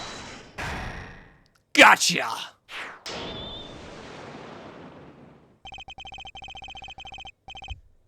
Why would I go to the clinic for a half-year-old chart now, you ask? Well, but you know why you would go now, don't you? I don't know what you're talking about. It was quite clear, Miss Tiala. You have a nervous habit. The moment you said the word now, you used your right thumb to fiddle with your ring. What? She was unsure. I saw it. Now, that's the key word. The chart wasn't a part of your past. It was clear and present threat. That's ridiculous.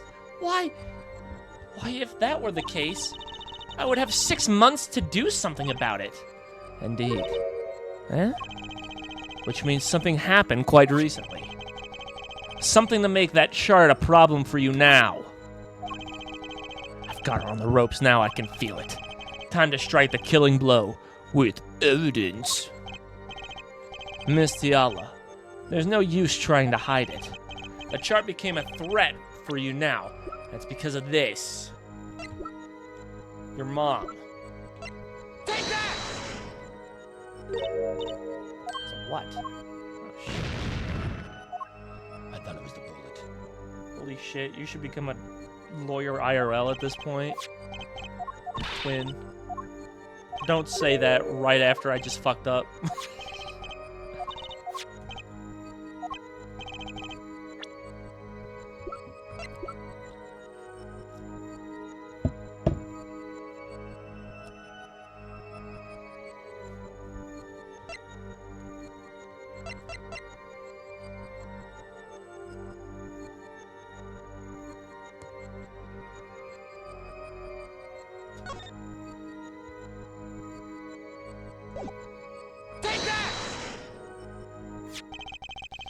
A health checkup report belonging to the defendant. Holy shit, you should become a trash collector IRL at this point. Okay, cool. Hey, at least you fixed it. Hey, I figured it out, all right? The Katakis are trying to get out of the business. The health checkup this month was their first ever. But did you think when you heard about this? Eh? Oh, nothing. Why should I think anything? Oh, I would think you're positively beside yourself.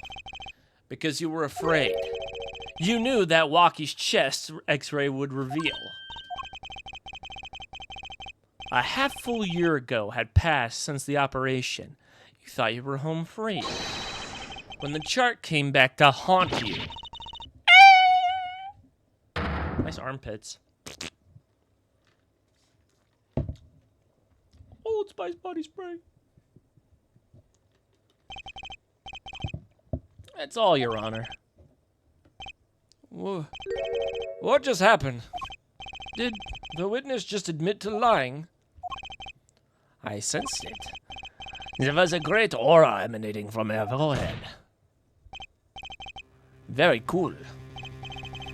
So, the lady was lying, it seems. That's correct. She said she had no connection to the Maractus Clinic, but her connection was deep indeed. A bit too deep. I'm diving in too deep. If the Kataki's got a hold of this chart with her name, she'd be finished. Isn't that right, Miss Tiala? You guessed it. Order! Order! I did it. I broke her testimony. Amazing, Apollo. I didn't see it at all. Daddy was right about you. Wait. Miss Tiala? It's true. That chart was bad news for me. That's why I went to meet the doctor that day. But that's all. I told them about Walkie and went home. It appears this cross-examination is far from over. What? She hid the truth from us. This is clear yet. It is not clear that this truth has anything to do with the case at hand. Very well. The witness will add this to her testimony, and we'll have a bit more cross-examination. So close. You're still close. Keep on her, Apollo.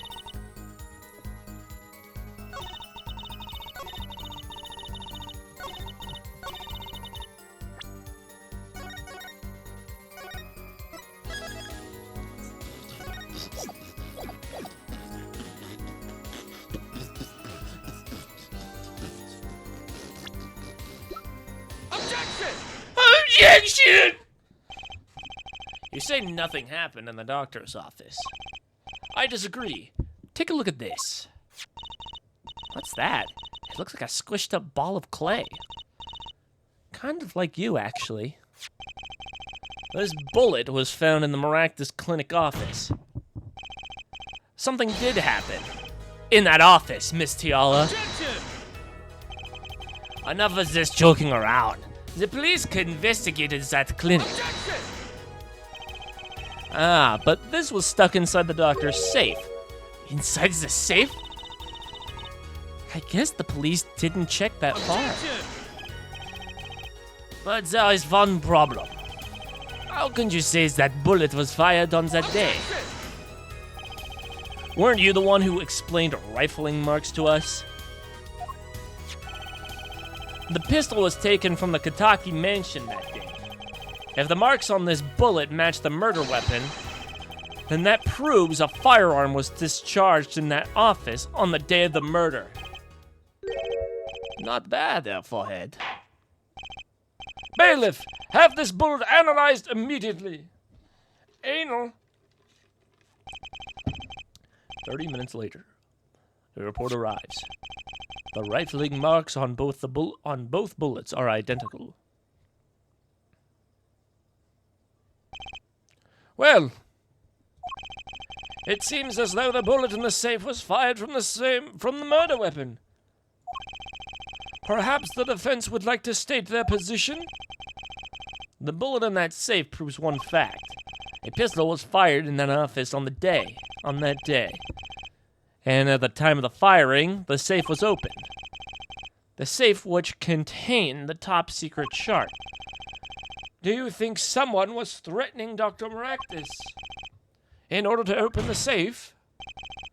Only one person in a position to do that, such a fucking thing.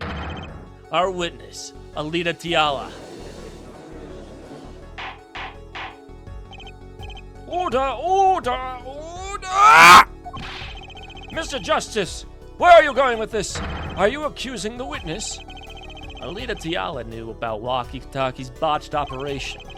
She got engaged with him without telling him about it. As long as that bullet remained in his chest, his days were numbered.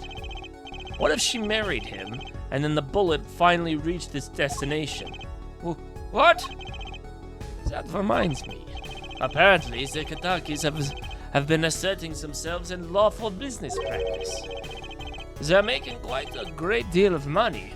A fortune, if you will. Nefarious. So she planned to marry him to get her hands on this fortune?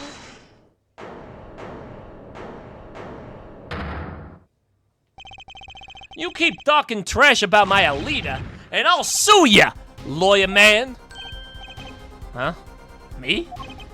Yeah, you said you'd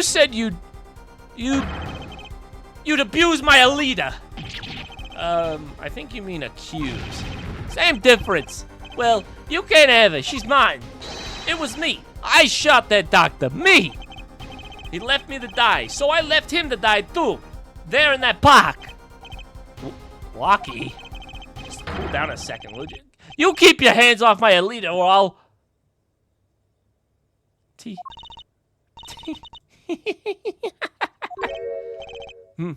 Miss Tiala. I'm sorry. It's been so long since I've laughed so hard. Something funny? Walkie, wake up and smell reality.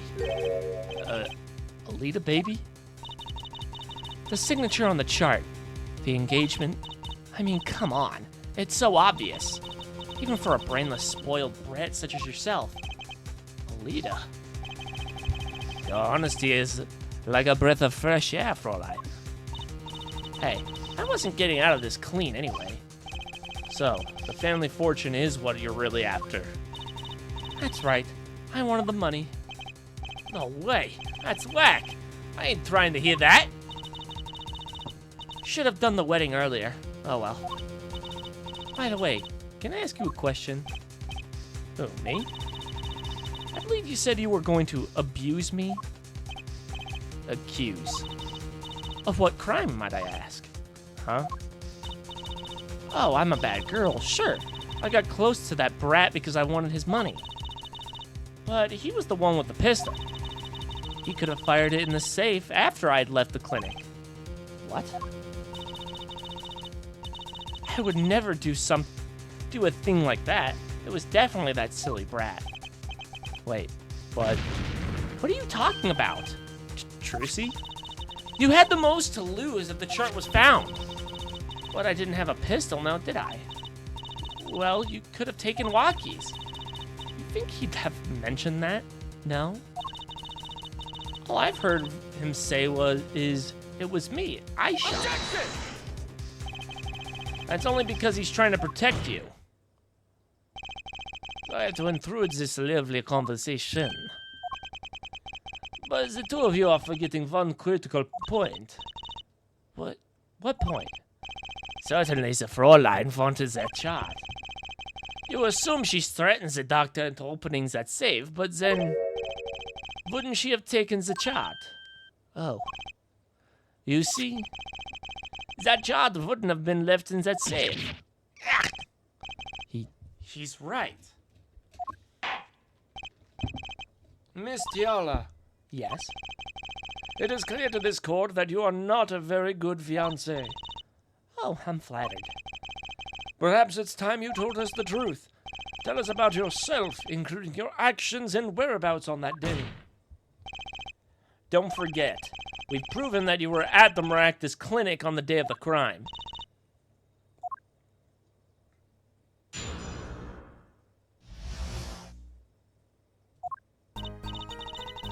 Yes, I went to the clinic that day to speak to the doctor.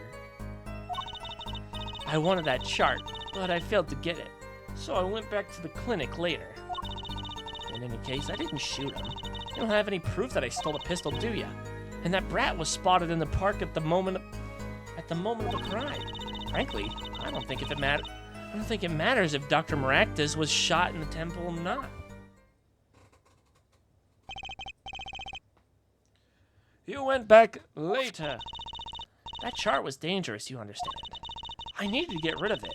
That's why I went that day. But you couldn't get the chart then, could you? And later that night, Dr. Maractus was shot. I heard about the shooting, waited a day, but then I had to go back. No easy feat with the cops all over the place. Ah, that was you? Paulo, it came from the door. Open the door. So you were the burglar. That was you two? If only I had one more minute. Then I could have opened that safe and gotten the chart. What? That's trespassing, and brazen at that. Oh, is this trial for trespassing now? Besides, you can't blame a girl for waiting to protect herself. They are gangsters, you know. In any case, Mr. Justice, your cross-examination. Admitting to the little crime to avoid a big one, eh? I'm not even gonna...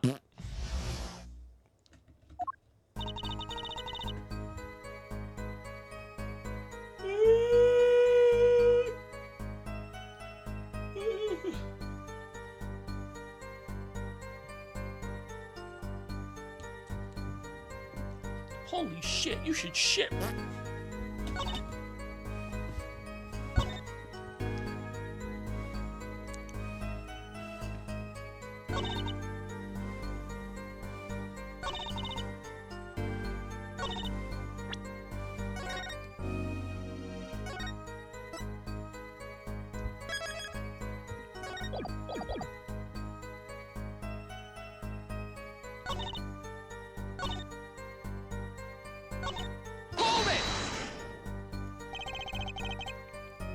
But you could have stolen it.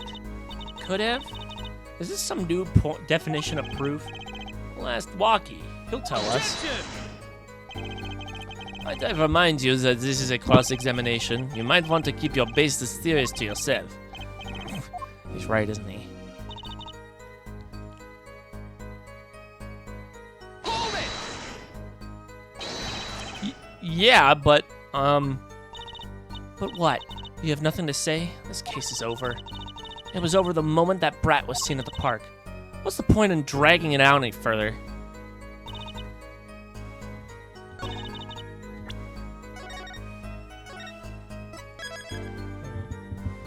I want to show the slippers, but I don't know if this will be it. Objection! Because it's her, because she was at the park too, because her slippers were there.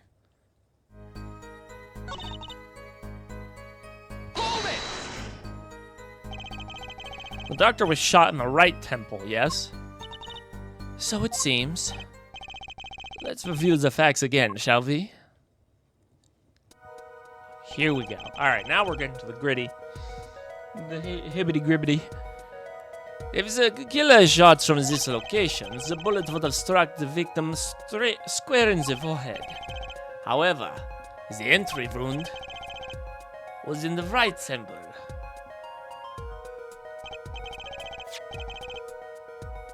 Yes, we heard the testimony on this yesterday. At the time of the shooting, the witness was standing here.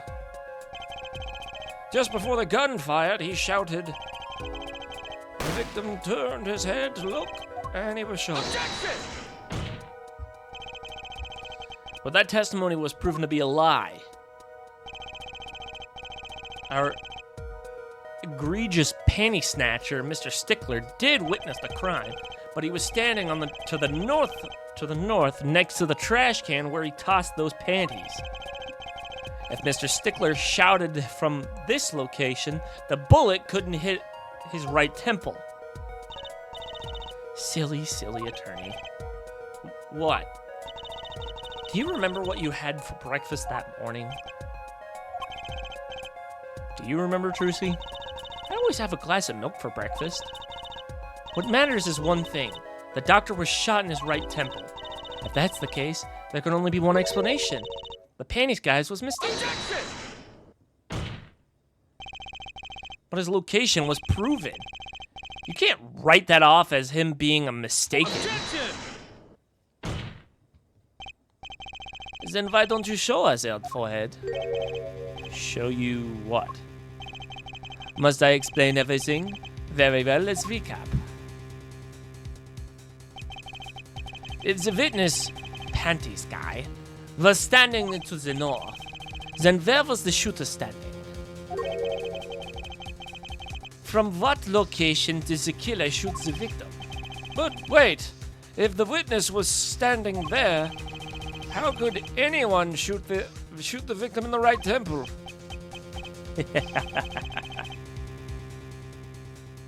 I merely laid this out the facts for us. It is up for the one. Good Lord. It is up to the one processing the shiny forehead to show us.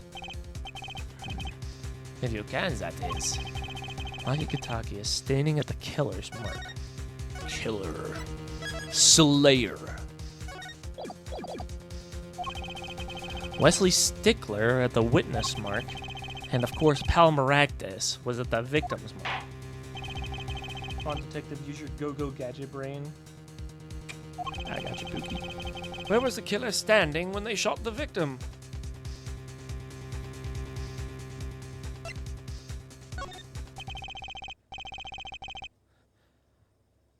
As the fact can stand now, we can't explain this crime without contradicting ourselves at some point. But I know why. The real killer shot from an entirely different location. What are you talking about? I don't see any other place. Apparently, Mr. Justice does. Let's hear it.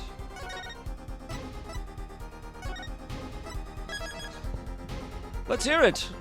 Let me hear it cook. Where in the park did the killer shoot the victim from? Objection! It's time to raise the roof and the stakes. Eh? The penalties are such frightening things, don't you think? But what if they were a bit more terrifying?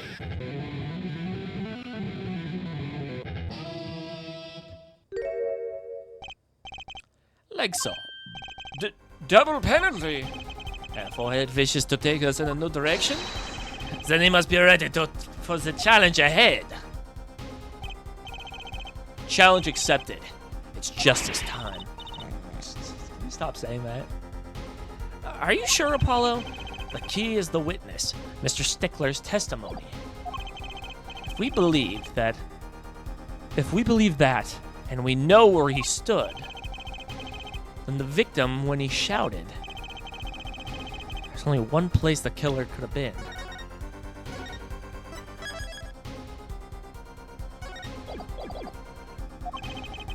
The killer shot the victim from here.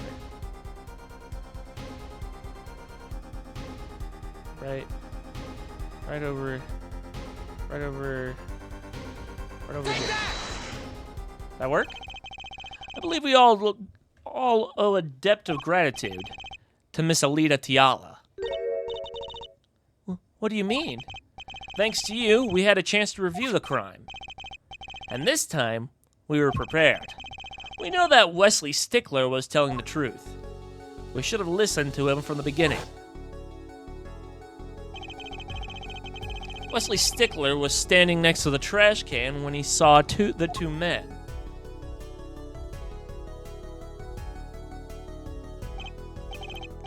He shouted, just as he told us in his testimony. And the victim turned to look in his direction. A shot was fired. The victim was hit in the right temple. Oh no. Oh yes. Which direction was his right temple facing at that moment? That's right. Toward the noodle stand.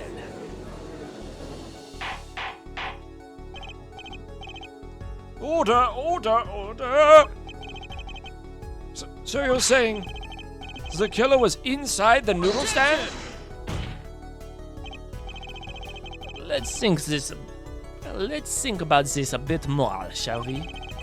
You say the killer was inside the noodle stand, which would mean the victim, Dr. Maractus, came to the park, revealing his own murderer in the cart behind him. This is the most ridiculous thing I've ever heard. I'd think you'd notice if you were pulling someone along. There's something we should worry about before that. Why was he pulling the noodle stand in the first place?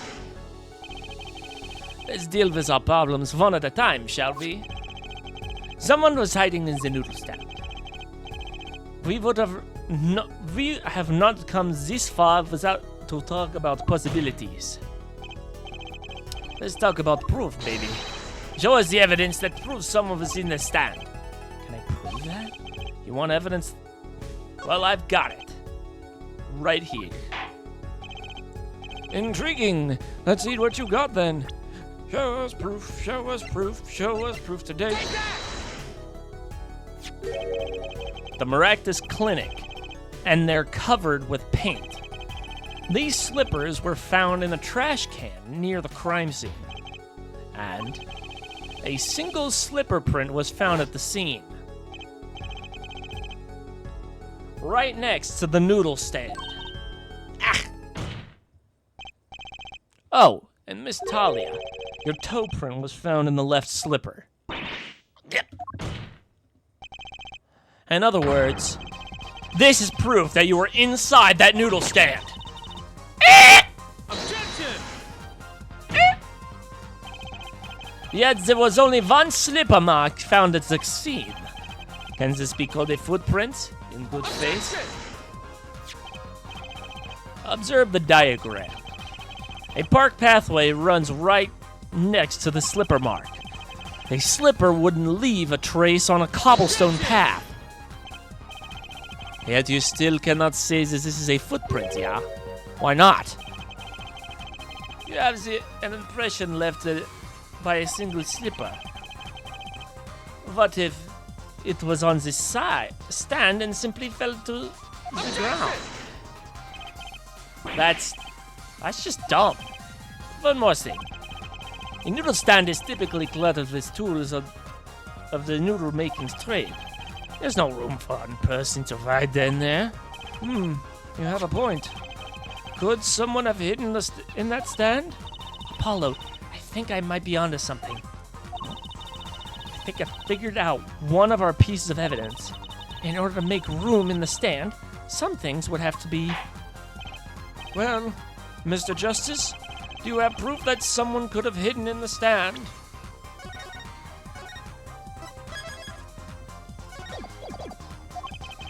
I can prove one thing. Someone did scheme to clear space in that stand.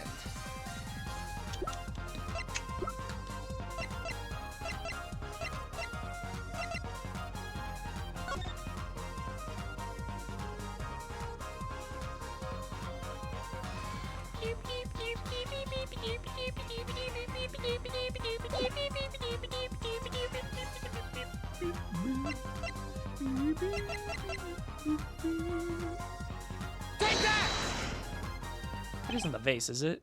Okay, yeah, no. You didn't see that? Shut the fuck up.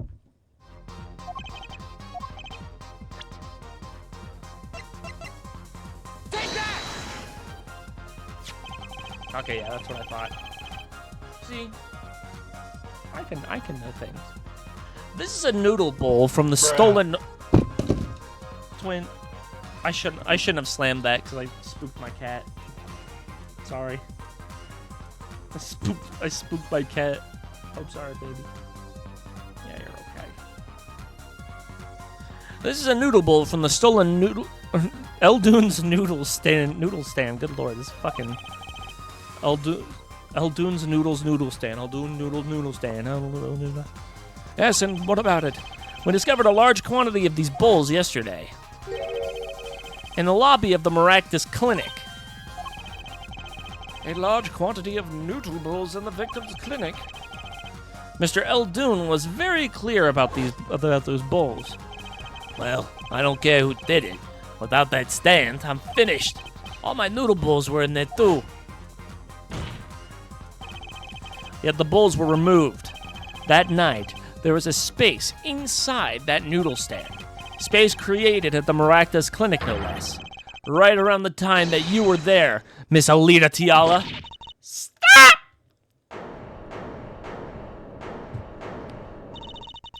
I won't listen to any more of these wild fantasies. No, not fantasies. They're worse lies than that spoiled brat's pickup lines. I would like to remind the witness of her current status. This court does not consider you're entirely innocent. Show me an innocent, I'll show you a fairy tale. In any case, the defense has somehow made its point. The witness had both a motive and an opportunity to kill Dr. Maractus. More fairy tales. This whole trial's a fairy tale. Then please, pull us back down to reality, Miss Tiala. I'm giving you one chance to explain yourself. This is it. Why was Dr. Maractus pulling that stand that night?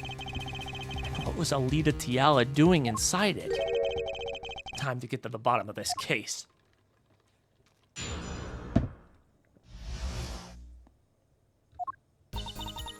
That night, I went to ask Dr. Maractus for the chart. I had no intention of ever letting that chart fall into the Kitaki family's hands. But Dr. Maractus didn't understand. For some reason, he thought the Kitakis had sent me. So I gave up and went home. All I did was talk to them. Okay, well, that doesn't explain anything. Like, your fucking footprint in the slipper, whose slipper was at the fucking scene of the crime. Twin. You knew about the botched operation, so you tried to get rid of the chart to save yourself.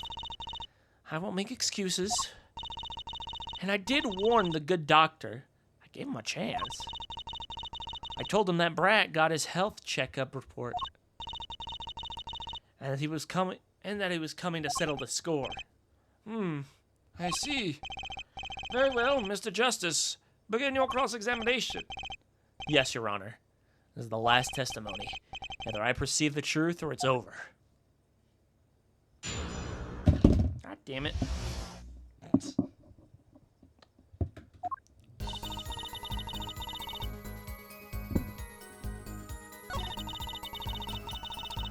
Oh, my ring-a-dang-do is fucking...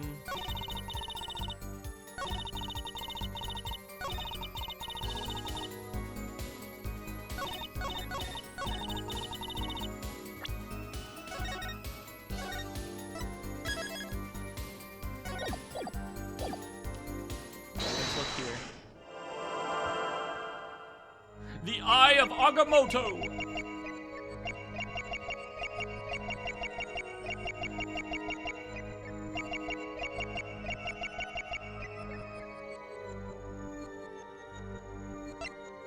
Okay.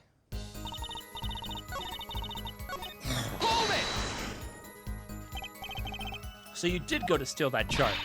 Were you listening? I said asked for him. The victim was a man in good health. I don't see how she could have coerced him. True. It would have been impossible without the pistol. What if she did have a pistol? I'll admit, I wanted the chart that much is true. That much is true. But my reason was simple.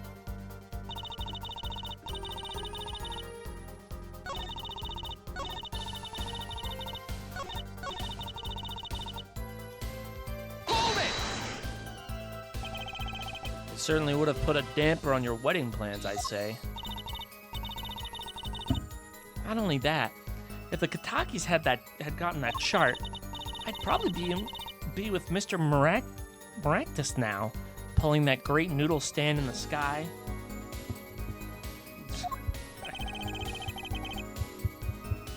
It seems our witness was in a fix as well. Who would want to die pulling a noodle stand? When I die, it will be by disappearing mysteriously in the middle of a magic game. Could we be a little less morbid, please? Okay.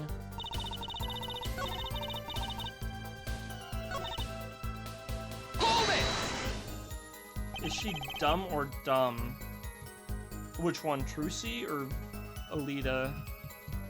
Don't you talk about my Pookie Trucy like that, though. She's a good girl. I give her a big old pat on the head. Like that. He didn't understand? He wouldn't listen to a word I was saying. The moment he saw me, he started to tremble. I thought, what a sad excuse for a man. Please don't smile like that anymore, it's creepy. He was practically delusional.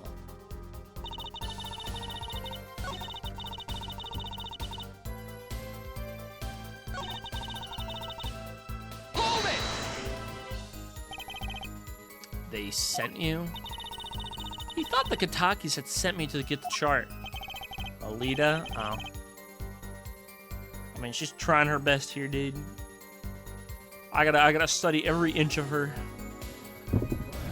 Every inch. It makes some sense. As the son's fiancé. Don't make me laugh. The Katakis sent me. They don't play that way. If they'd known about that chart, they would have gone in there with guns blazing. But I couldn't convince the trembling doctor otherwise. Okay, let's see. Let's go ahead and get a good look.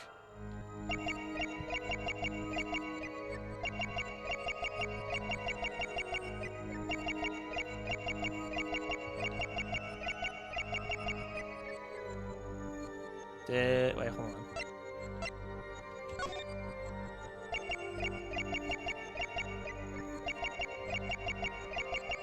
I saw her fingers move. Aha! Gotcha! Gotcha, bitch! I saw your fingies. All I did was talk and lie. What? Show me proof. I'm pretty sure about this one. I'm getting the hang of this. A little slip in confidence, and they gave it away. The proof is you, Miss Tiala. All I did was talk to him, you claim. Yet you can't hide your own nervous twitch when you say those words. My twitch? What are you talking? Wait. Twitch.tv? You think she's a titty streamer? You think she would be a titty streamer? I mean, she's got the looks, but she ain't got no tits. So. But she could probably still be gooner bait. I mean, she's already baited you, so. Ah, my twitch. What are you talking about? You have a habit of scratching the area of your neck around the edge of your scarf. What? This is working better than I hoped. Unconscious actions tell the truth, she won't say. Habits and lies. 2 dots. I think she would be an ASMR streamer. Yeah, with all her fucking, like, nervous tics. Connect the dots and we'll find the truth. Don't look at me like that. I told you the truth. It seems when you recall what really happened in that office, you can't keep your hands off your neck, can you? It seems that nervous habits are unconscious reactions that manifest when someone is trying to hide something. You can't hide behind your scarf, Miss Tiala. Something happened between you and the victim in the Maractus Clinic office. I think I've got the proof that shows exactly what happened. Your vagina.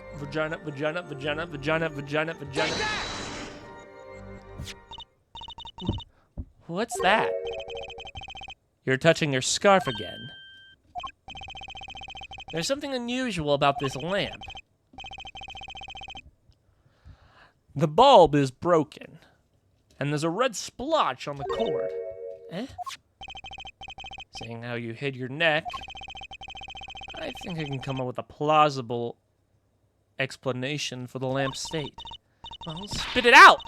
This talking in circles nonsense is killing me! Very well. The answer is very simple. Miss Alita Tiala. You. like lamps, don't you?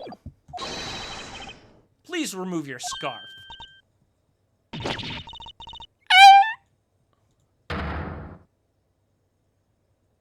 She doesn't like showing her Adam's apple. Objection! It's too big. People think she's a man. Oh no. What if she was a trap all along? That would be scary. This is a trial to determine what happened in that park. Yet we seem to have drifted off target. We'll be fine. We'll find out soon enough if we're drifting. As soon as the witness removes her scarf. I won't do it. This is insane. I'm an unrelated third party. You can't order me to remove some. Miss Tiara, I'm afraid you've forgotten what's already been proven. What? You're hardly unrelated. Please remove your scarf. No. No! I knew it. So I was right, wasn't I, Miss Alita Tiala? Your neck. That isn't what I think. Your neck. That isn't what I think it is. Something did happen that night at the Maractus Clinic. You needed to get that chart back no matter what it took. Even if you had to steal your fiance's pistol to do it. But wait! Looking at the lamp and the witness' neck, it looks like the very opposite happened. Exactly. And the victim in the clinic that night was this witness, specifically. You tried to threaten Dr. Maractus, and he attacked you. That's what happened that night at the Maractus Clinic. I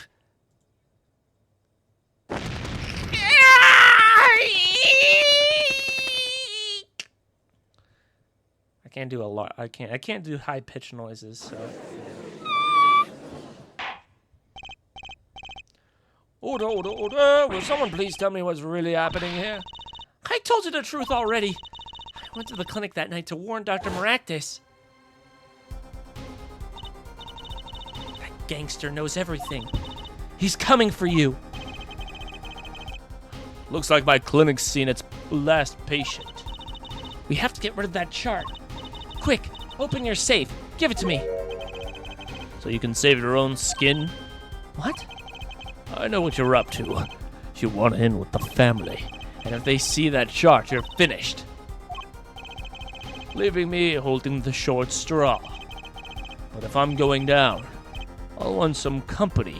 You! And what happened next? He jumped at me and knocked me to the floor. Then he took that cord. Pal Maractus was serious. Deadly serious. He really tried to strangle me. I must have blacked out.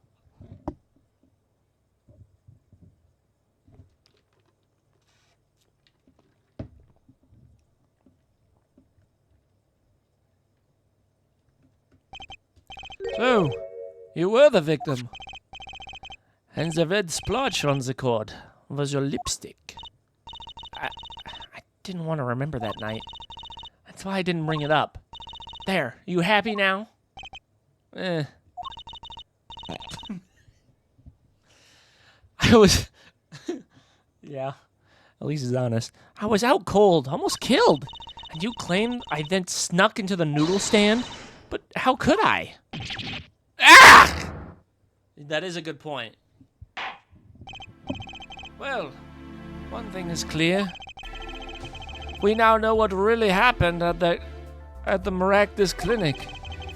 And it would seem that our victim is not entirely without blame himself. I'm sorry. I get so nervous when I'm thinking of it. It's hard to breathe. I've told you everything. Can I go home now? You bear some responsibility for events that day, true. Yet, if you were also a victim, this court would owe you some sympathy. Well, Mr. Justice, I believe this clears up the remaining questions from Miss Tiala. When did this happen? Suddenly, everyone's sympathizing with her. I don't know what to think anymore, Apollo. I mean, is that it? Do we know everything we need to know about Miss Tiala? Very well. This finishes the cross-examination of this... Objection!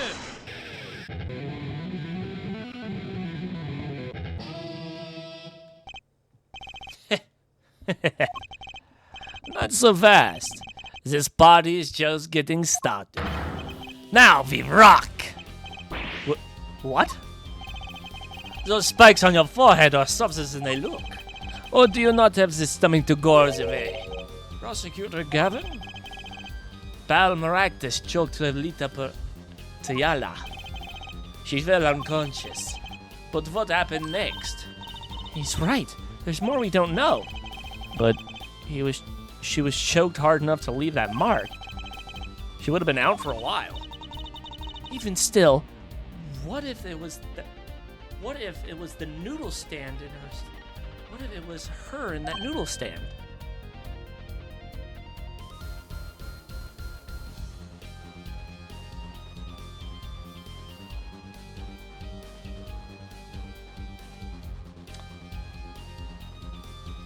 That would explain why. So, he stole the noodle stand, emptied it out, dumped her body in there, and then dragged her and the noodle stand to the park. And then that's when Kataki found him, and then she got up, saw it, pointed the pistol, shot him, and then got out. Maybe. Lady Tiala, half dead. Dr. Maractus pulling that stand.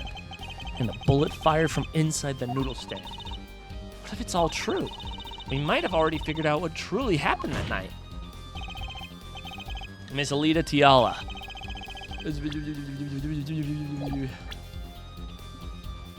As you can see, we're not through with you just yet. You really want to blame me for this murder, don't you? You too, Prosecutor Gavin. Me? Fräulein, I only wish to know the truth. Well, let's go back on what we've learned up until now.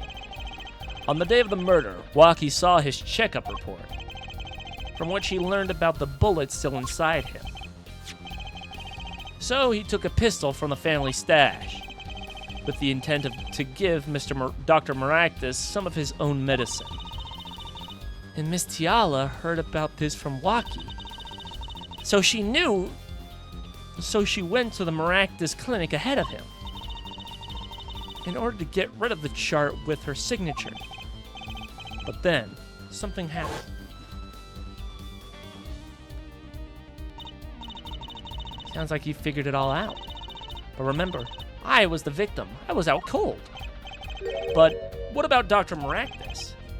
That does seem to be the problem. He had just strangled the little Tiaga. Perhaps he thought to death. What did he do after his crime? I was just knocked out, not dead. From the state of the clinic and the scene of the park in the park, I think it's clear that the good doctor did next. Well, doctor, can you guess? Well, Mr. Justice, what did Dr. Maractus do? Maybe he did think he killed Dr. Do I have evidence to show what he did next?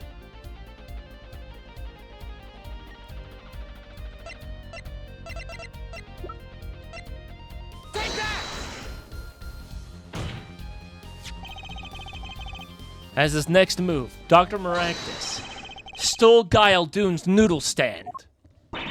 What? Killing me disturbed him that much? So much he randomly stole a noodle stand? It wasn't so random. Remember all the bowls in the clinic's foyer? Bowls that belonged inside that stand. I think it's pretty obvious, don't you? That stand was at the clinic. However, the question is, why did he remove the bowls? Maybe because the stand was heavy? Or he wanted to put something in the stand in their place. Ah, wait, you don't mean... I do. Dr. Maractus did replace those bowls with something. Your corpse, Miss Tiala. My corpse? Dr. Maractus panicked. He thought he'd kill you. He killed you. His next move would be to dispose of the body. That's crazy talk. You're all crazy. And let's think about it, logically. The doctor had a place to dispose of you in mind.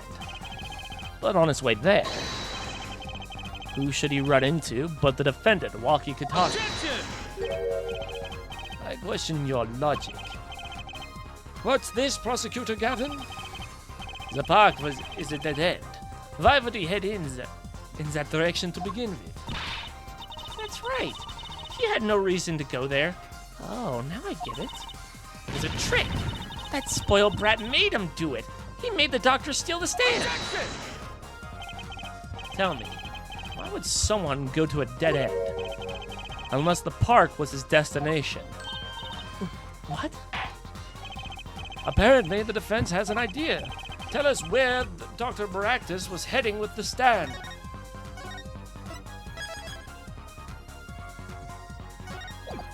Maybe to the light? Yeah, please show us on this diagram. Where exactly was the victim dragging the stand? What did he say? To where would to... Maybe the lake. Take that! Oh. Oh, right. He could just grab the body and dump it in the river. Duh. I don't know why I thought he would, like, dump the entire noodle stand in there. There? That's a river. Yes, Your Honor. I scarcely need to explain why. A perfect place to dispose of a body. He was gonna throw me into a river? He didn't have that many other options for a life. I believe this clears up all the remaining questions. The victim pulling the stand and the defendant before him. And inside the stand, you, Miss Alita Tiala. And then, the announcement. Wesley Stickler, of panty-snatching fame, walks up.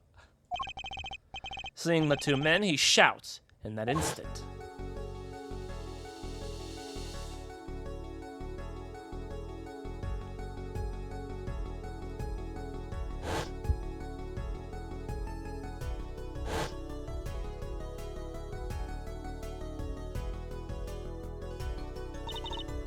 So, I shot him? You're the only one who could have stolen Walker's pistol. It had to be you. Well, Miss Tiala? Nice work. You mean I'm right? I mean, you've done a fine job dreaming up a story. To get that spoiled brat off the hook. You're the one who's dreaming. Apollo's backed up everything he said with the facts. If you're so sure he's making it up, give us another reason. Why was Dr. Maractus pulling that stand through the park? Who knows? But there's one gaping hole in your logic. I think Mr. Gavin knows whereof I speak. Where of what? I can't believe she's still trying to deny this. Is this true, Prosecutor Gavin? Must I always be the one to point out our forehead's errors? If there really was something. I believe the Fräulein speaks of a doctor's car. His car? That's right. The Maractus Clinic has a big garage, in which sat a green sports car, was it? Why would he steal the stand in the first place? If he wanted to carry a body, he would have used his car. And so finds the victim without probable cause to steal that stand. And no defense without a case. I mean, I guess, but that doesn't mean anything, though. Because then because you still don't have an explanation as to why he even dragged the cart out there to begin with. Nor do you have an explanation why he was shot in the right temple and not his left. Or why he even emptied it out in the first place. So it's just like... At this point, my theory sounds more plausible than whatever hot garbage you are. Because you still haven't... Whatever. I have an idea. You know that green car? I bet it couldn't run. It was broken. What an excellent counter-argument for that. Too bad you're quite wrong. Eh? Don't tell me you've forgotten what happened to your daddy. Daddy? That's right. That night, that car hit Mr. Wright. Was that green sports car? Oh, yes. I'd nearly forgotten about it. Afterward, he drove it back to his garage. It ran fine. That's right. So why didn't he use his beloved sports car? It's because of the paint. Ugh. A glaring contradiction, to be sure. More glaring than your forehead. No. This is a certified hood classic. I don't know if you mean that ironically or not. If you don't, Pogger. If not, fuck you. I'm glad you're enjoying this, if you are. Because I'm enjoying this. I'm having a good time. Why didn't Dr. Maracus use his car to carry the body?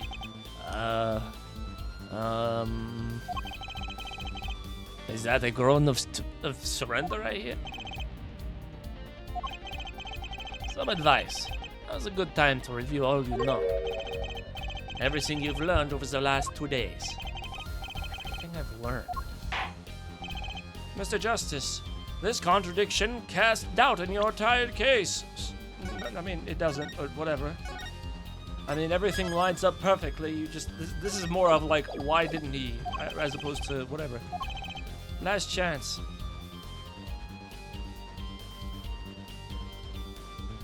Somebody else stole the stand. The car didn't run. He carried the body in the car.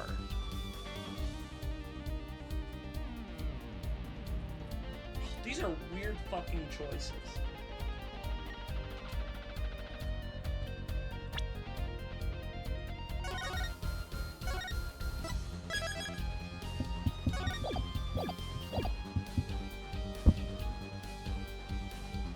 Somebody else stole the stand. Wouldn't make any sense because it was him who stole it. They carried the body in the car.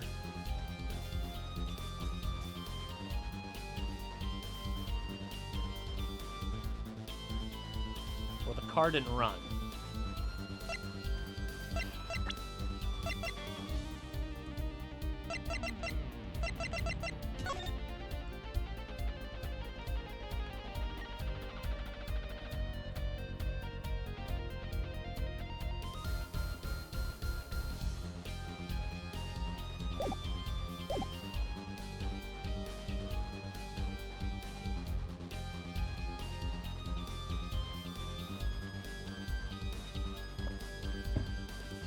I still think this fucking argument is stupid, though. Like, it doesn't matter whether or not... It doesn't change the fact that he pulled the stand instead.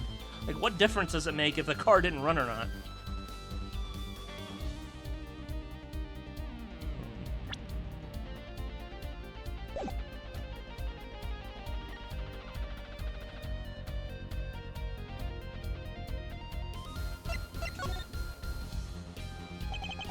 I have an idea. It's all coming together. That night, Dr. Maractus couldn't use his car. Now you're making even less sense than usual. Not according to my information, Miss Diala. Put one and one together and the explanation is simple. If it's so simple, perhaps you can show us some evidence. Evidence like your piano lessons.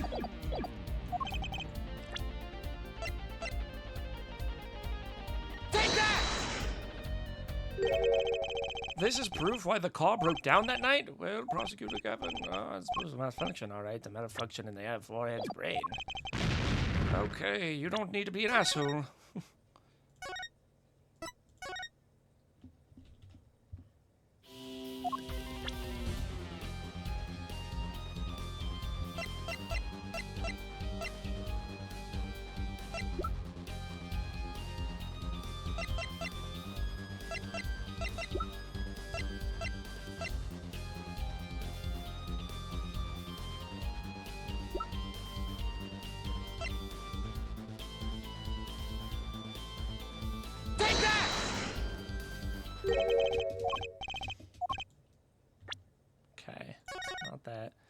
thinking. I'm just kind of going. I'm just like narrowing out. Narrow. Take that!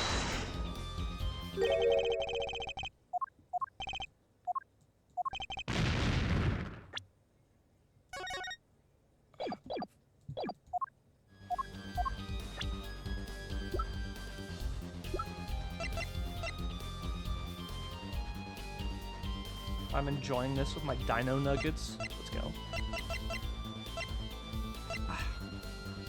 God, this argument is so fucking stupid.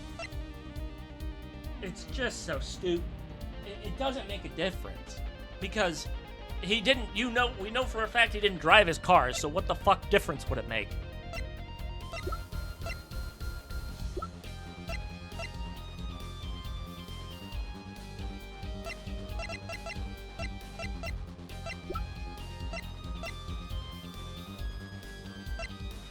And we know for a fact because of that, because the cell phone was still underneath the car, so we know he didn't use it.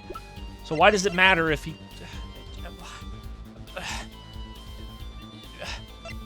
Slippers? Wow.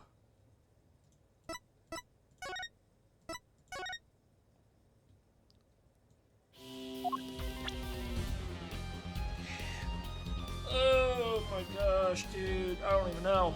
Oh, why the car wouldn't run that night.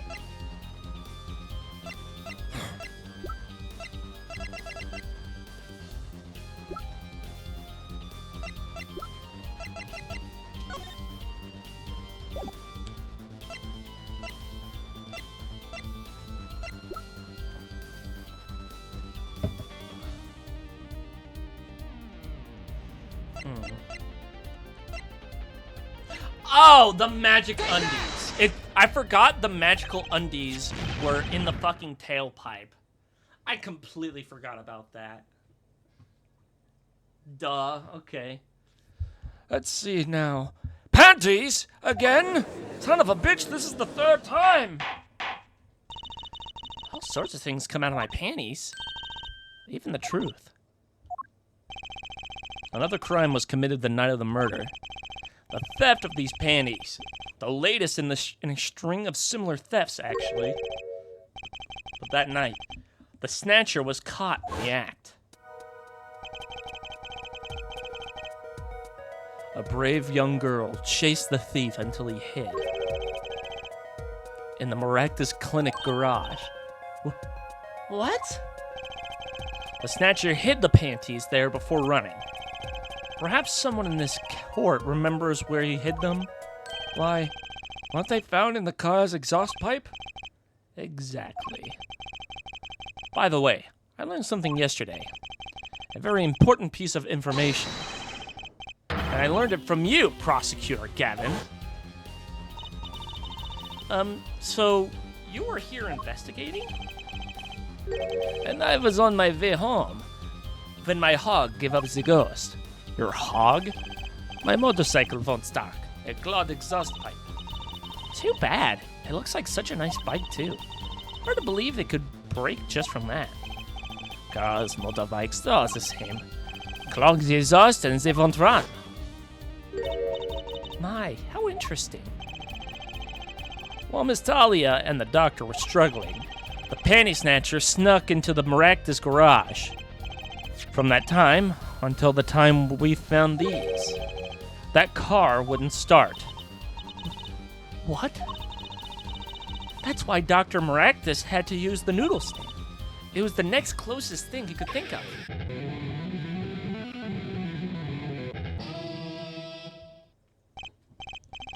Well, Miss Tiala, this wraps up your doubts quite nicely, I think.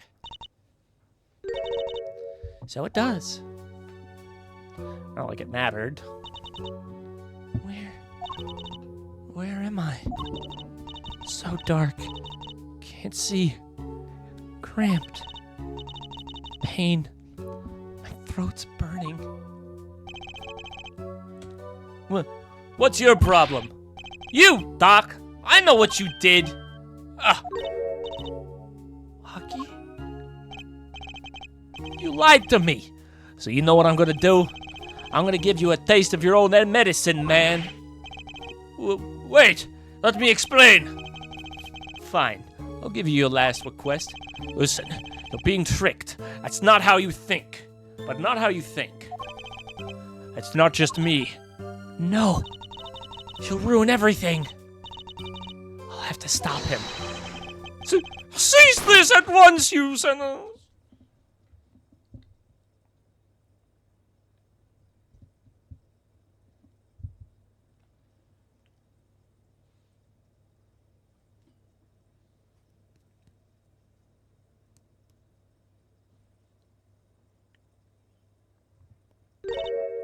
Funny. This isn't the way it was supposed to turn out. Oh well. Too bad. Maybe you shouldn't have asked for a lawyer. There's still one mystery. How did you manage to disappear from that stand? In the silence after the shot, I heard the witness running. I believe we heard as much from Wesley Stickler. He ventures a public phone to inform the police. Which is when I made my escape. Which is when you left that slipper print. Dr. Maractus didn't bother taking my slippers off. I threw them out after I stepped in that paint, though. And that was your mistake. No, my biggest mistake was coming to you for help, Mr. Justice. I believed in you. You and your anything agency. If anyone could get Walkie declared guilty, it was you.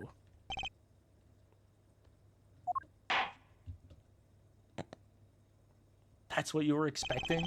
A defense lawyer to get their client convicted? Man, you really are stupid. I believe we've reached a conclusion of sorts. Prosecutor Gavin, how is Miss Alita Tiala doing? She confessed to everything. They're processing her arrest now.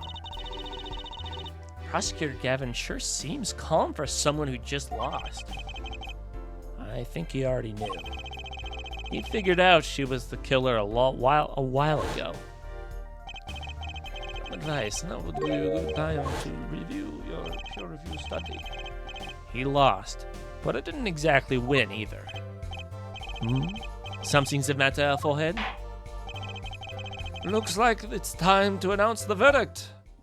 Not guilty. Yay! He's scratching his asshole. Detain him! He's public indecency. Detain him! Court is adjourned.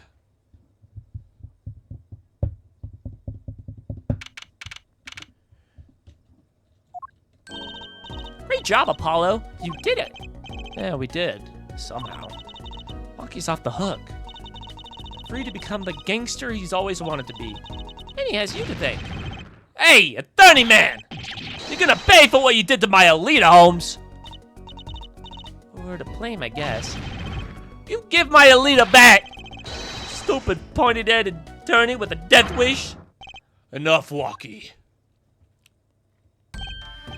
Ah, Mr. Kataki. It's high time you opened your eyes, Walkie. What do you know, old man? I think it's about time you open yours.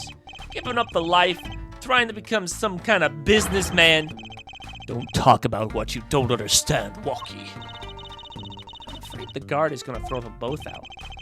If not in jail, wouldn't that be a happy ending?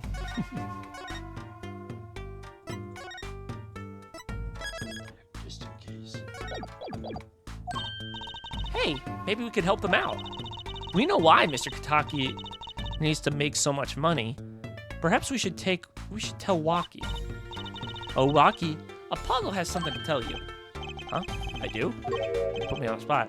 Hey, what's that? Show him the reason why, Apollo. Mr. Kataki is trying to become a businessman?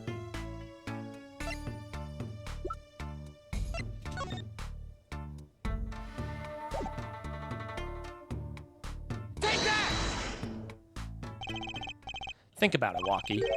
Think about your condition. I talked with your mother, Little Plum, yesterday. It pays, but we need a lot of money right now. Clean money, that is. She doesn't mean... You aren't really... Are you? I searched the globe and found one. A doctor who can take that bullet out of you, Walkie. But it's an expensive procedure. Man, but you got plenty of money already, don't you? I won't use it. It was the gangster life that did this to you, Walkie. I want to help you, and I want to do it clean.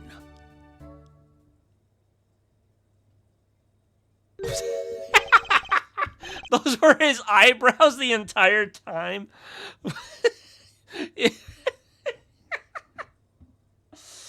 I thought that was just it. I thought those were just like his eyes. No, he's got big ass fucking eyebrows. Damn! Please understand, Walkie. Dad.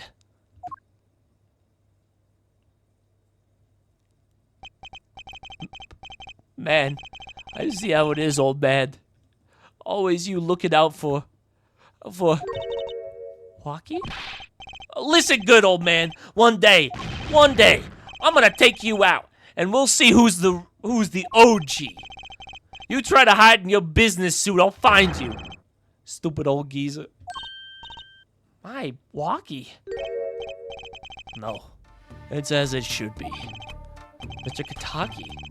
I liked him more without the puppy dog eyes. I'm glad to have met you. I'm not so good with words, but I know a professional job when I see one. Thank you. Who, me? I don't think. Someday, I'll bake you one of our latest, the Kataki lime pie. He's opening a pie shop? So long. And he's gone. Well, let's head back, Apollo. To the Right Anything Agency. Hey, since when do I work at your agency? Oh, we made a good team. We'll just stand there, let's get going. Why not? She did help me out. And there's a few questions that still need answers. Like this power of mine that she showed me. And my bracelet. If anyone can help me figure it out, it's her.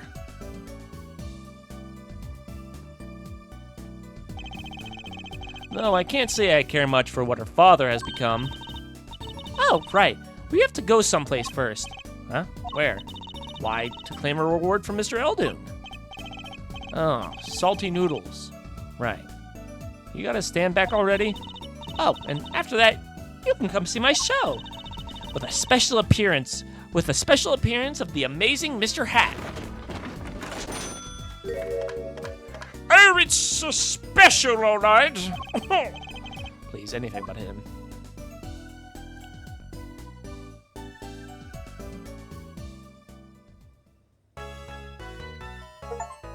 Man, what happened to the funny celebratory little fucking thingies?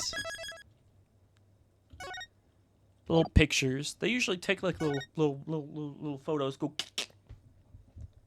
That's what they did at the end of every mission and at the end of every case in the original trilogy. Let's rock!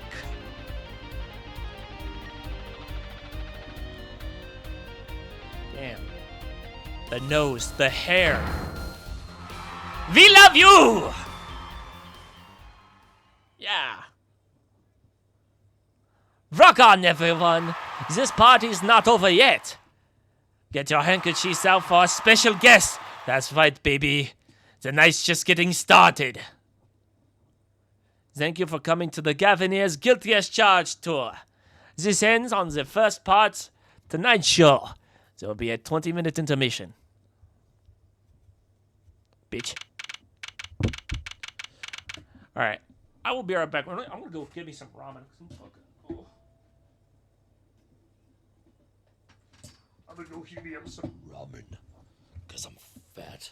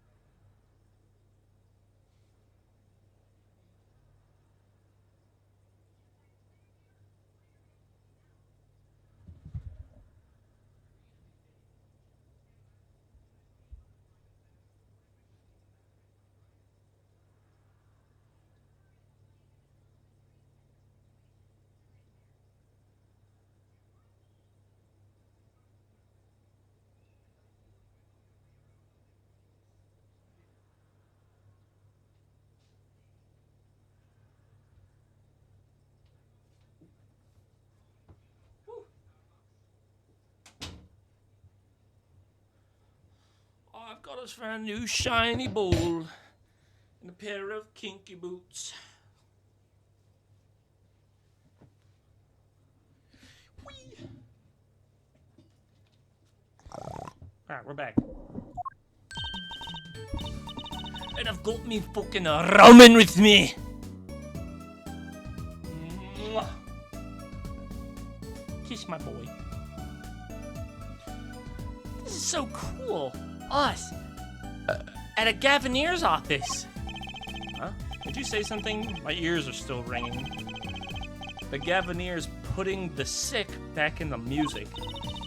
Well, I thought Mr. Gavin was really nice. Sending us those tickets at 20% off.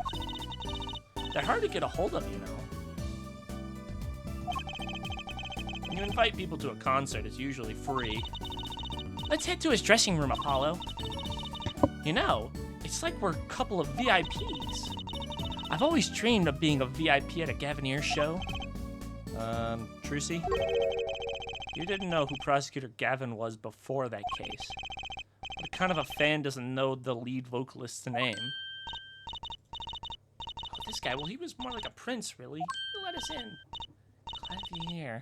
What a lovely name. He's so dreamy. Yeah, but I'm a girl. I'm supposed to swoon over God's rock. God awful, maybe.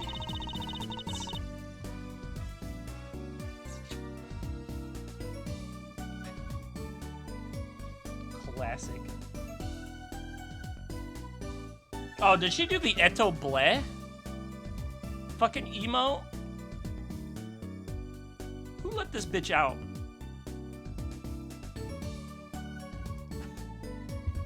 I can't believe this. She did the Eto Bleh. I bought all their stuff on the way home from the trial. I got 12 Gaviniers albums and 15 concert videos.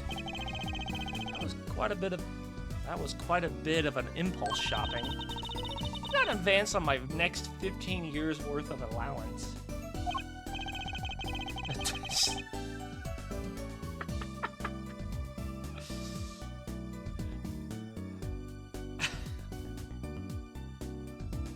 Good lord. Taking a picture of that 'cause it's funny. For Mr. Wright, that sounds like a real act of generosity. Who would have imagined me here at a Gaviniere's concert watching Prosecutor Gavin rock? To be honest, it's kind of cool, and I'm kind of envious. Not that I'd ever admit that to Trucy.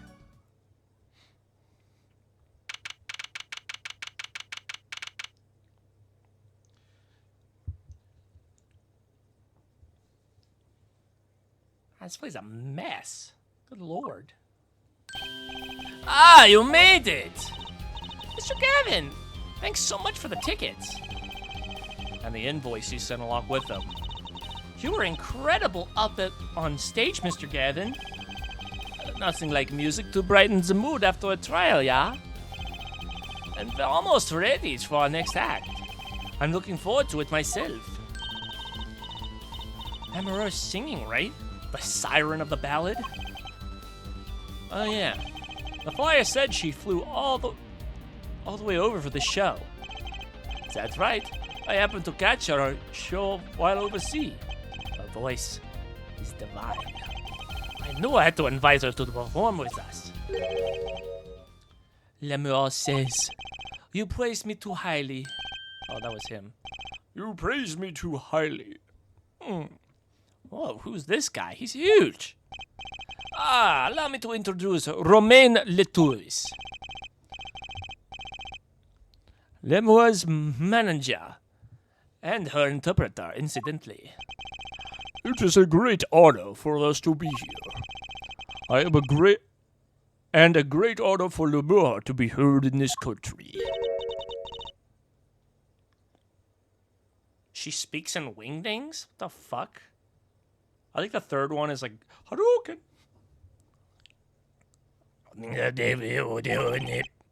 That voice. I wish I could understand it. It's beautiful.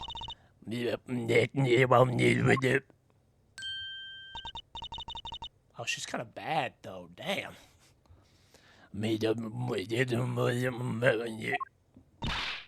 Ooh, it's Lemur. I'm actually meeting Lemur. Lemur. Mysterious songstress. What the fuck language is she speaking, though? Does she only speak in Wingding? Her quiet, deep song glides through the air, lilting above a sparse but elegant piano accompaniment.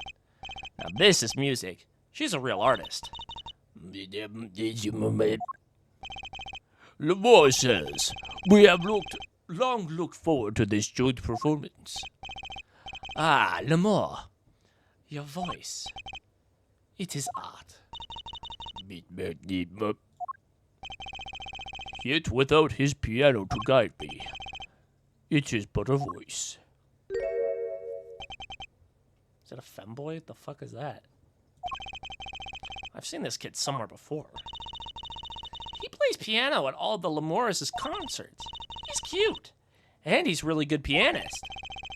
Good pianists are dying breed, I hear. Allow me to introduce Maki Tobai. He is blind. This is why he never strays far from Lemur. They are always together.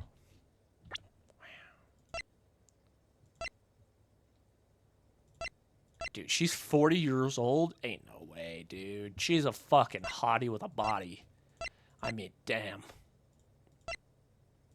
She's older than this guy, and this guy looks like he's fucking 80. Well, 50. Ah, fuck. Oh, the noodles are hot. Okay, I gotta wait a little bit more. They are always together. They look like characters from a fairy tale. More so, what's that word? Exotic. And mysterious. She does seem quite pretty. At least her eyes do.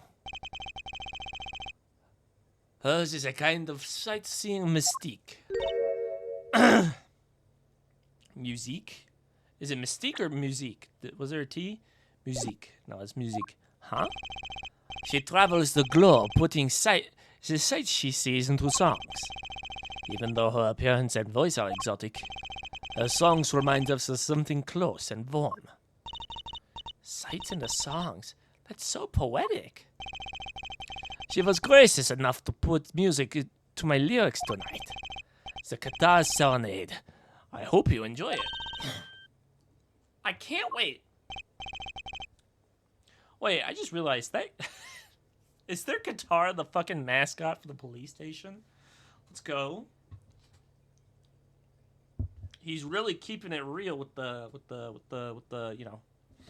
And now it is time for the next part. We're giving the Gaviniers hard rock a little rest. Lemur, the stage is yours. The band members will not play during Lemur's ballad. Only Maki's tender tones and Lemur's dulcet voice. And my guitar, of course. Woohoo! Nights like this make it all worthwhile, you know.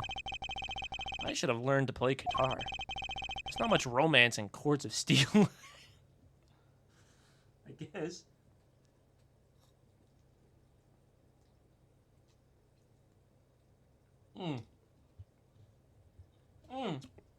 It's actually good. When it's not fucking boiling hot. Shall we hit the stage then? Good luck, Mr. Gavin. Take care of your heart. Take care your hearts aren't stolen away, yeah? Let's get back to the concert hall, Polly.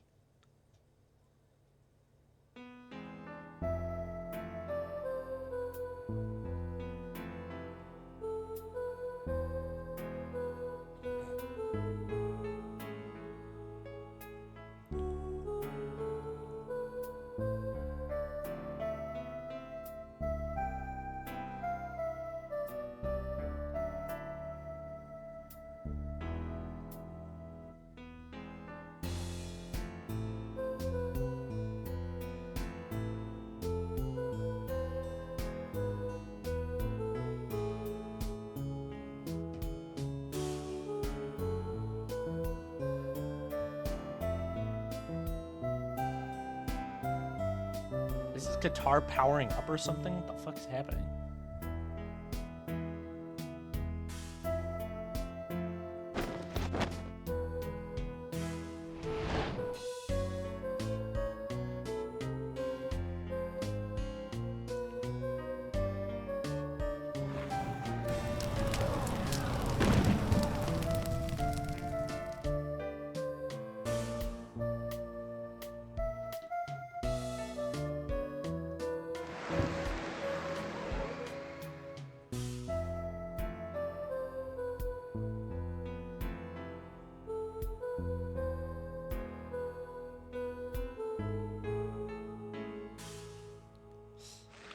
I'm guessing it wasn't his intention for the guitar to just light on fire.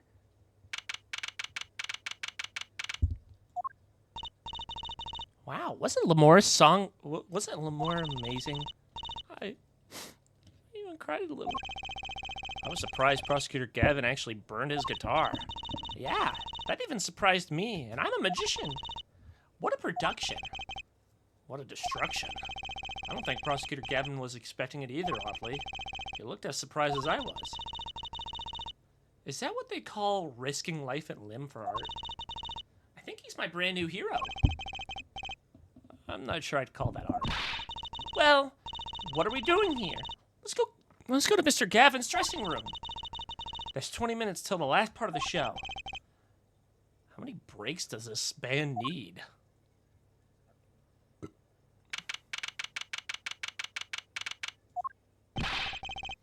What the heck was that? I was never consulted about it.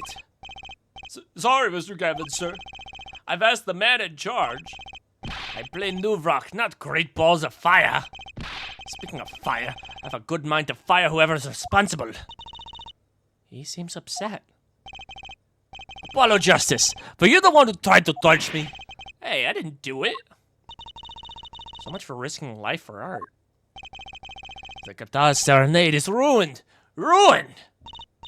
Well, let's try to talk to him at least. I'm not sure that's the best move right now.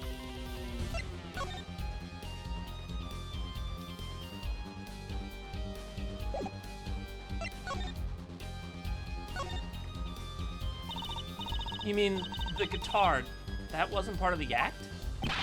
Part of the act? Who'd burn up a guitar on purpose? But it worked well with the lyrics just then. Burning on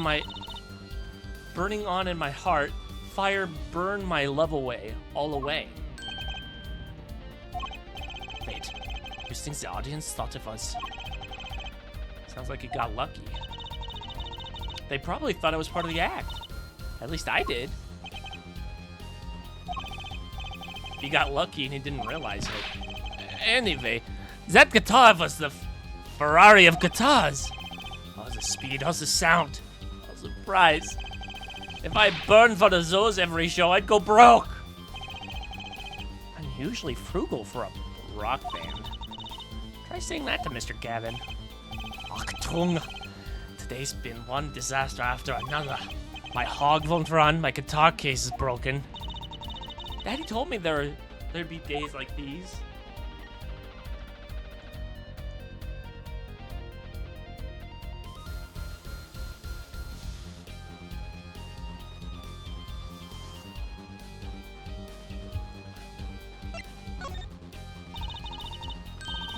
Wasn't Lamore's song incredible?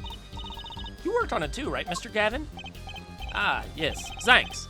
It was a collaboration. I wrote the lyrics, she wrote the melody. You know, I was surprised she could sing in English. I was sure she practiced a long time for this day. Ah, here. Sugar, sugar, oh that night in your embrace. When you stole away the keys, my heart held on so tight. Pleasure, pleasure, but a fleeting melody. It wraps itself around me, and now through the air I fly. And what was that last bit then? What's this? Lyrics sheet. It's yours. Oh, here it is. Whoa, whoa, burning on in my heart. Fire, burn my love away. All away like a bullet of love. Fire, take my life away, all away. Guitar, guitar, upon together to the sky. Signed by thyself and more. Thanks so much. If I ever get to sign our client's defense agreements. Almost time for the act of the third. For the third act of the night. Oh my gosh, I keep saying shit backwards.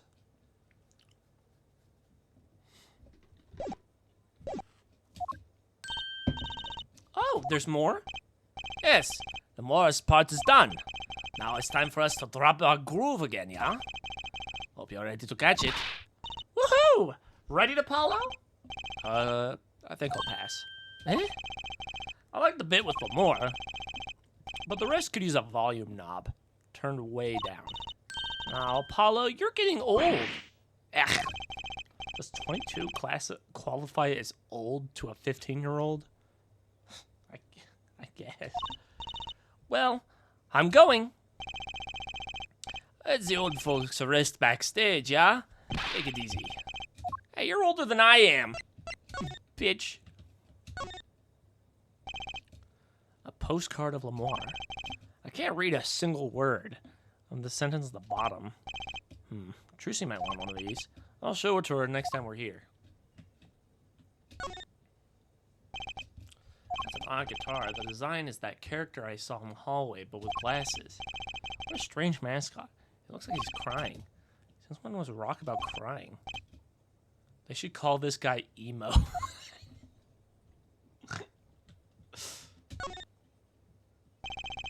There's a graffiti on the mirror and lipstick. Wait, but the Gavineers are all guys. Maybe Prosecutor Gavin wears lipstick? Maybe he's one of those, you know? Maybe he's like the Prince Charming of the fucking of the Ace Attorney universe. Not now, Kitten Whiskers. Daddy will discuss it later. Cherry flavor. Wanna taste?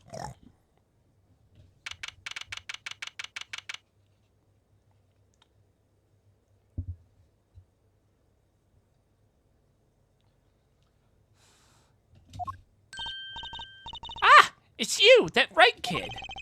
Detective Sky! I'll let that right kid business pass. Call me Emma. There's no need for titles once you've shared a bottle of fingerprinting powder. That's a new one. So, Emma, what are you doing here? Isn't it obvious? I'm snacking. You'd think I want to be here? Me, in charge of security in this pit? Security? Did something happen? There's no knowing what with that glimmerous fop. Apparently, he's all upset because something was stolen. He wanted security back here during the concert. Why does he get off acting like he's some big rock star? He is a big rock star. Hey, are you listening to me?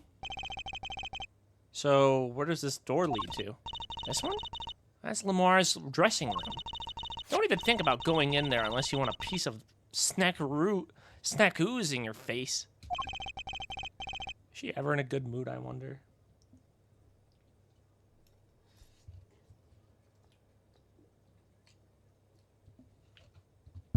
Well, no.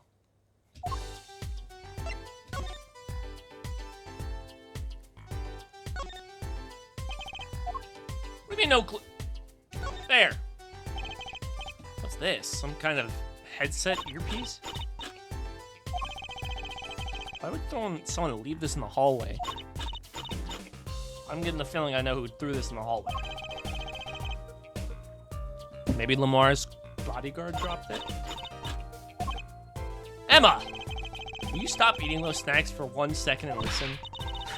If you think you're gonna pull me away from my snacks just to hear you mumbling on and on about whatever, you're going to be sorely disappointed. At least I got her to stop munching.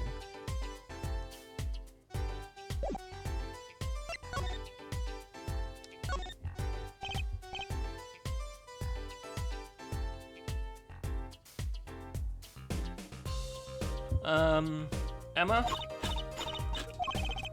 I've never seen someone eat snacks with such vehemence. Better give her a wild, wide berth. She snackooed me.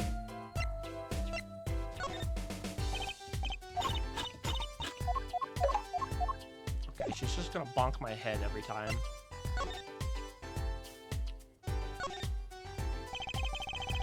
What's that odd-looking doll over there?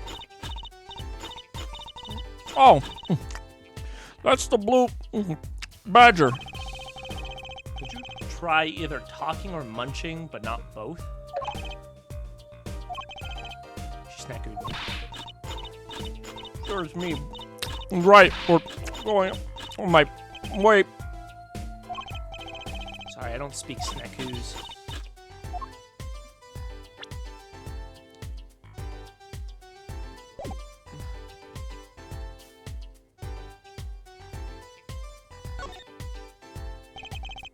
Now that I think of it, I am a little thirsty.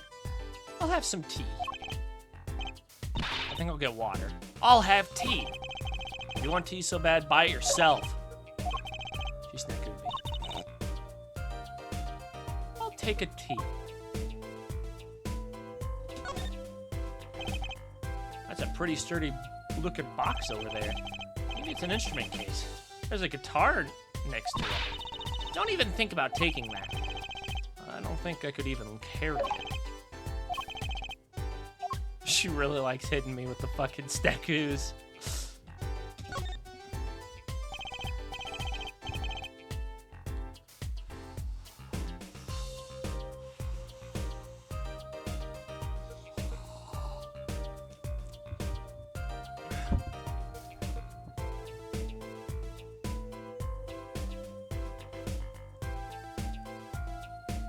Gavanier's Guilty as Charged tour poster.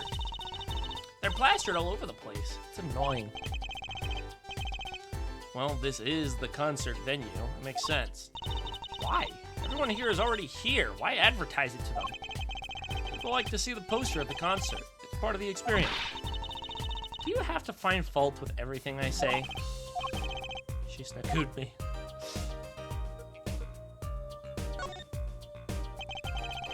So this is Lamar's dressing room. If you even think about going in there,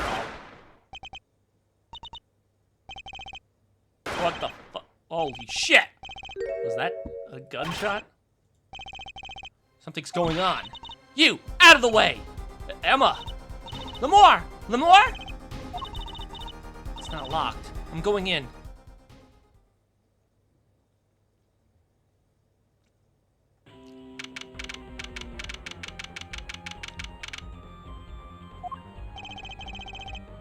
Awful noise. Oh, it's the concert. Oh, shit! That's Lamar's manager, Mr. What's his name? Latrose! Oh, no. Hey, you! Me? Watch this room for me. I have to call for backup. Right, understood. You want to make sure no one comes in, right? And don't touch anything. I'll be right back. Going on? I just talked to him and now he's alive. Mr. Latouche, can you hear me? Shot. I was shot. Who shot you?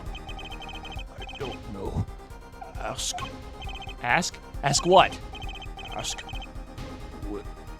witness. Witness? There was a witness? Who? So cold. Witness. Cold? Don't worry, you're gonna be fine. Help is on the way. See. Hang in there, Mr. Latouche. Tell me, who was the witness? Witness is siren. Siren? How can a siren witness anything?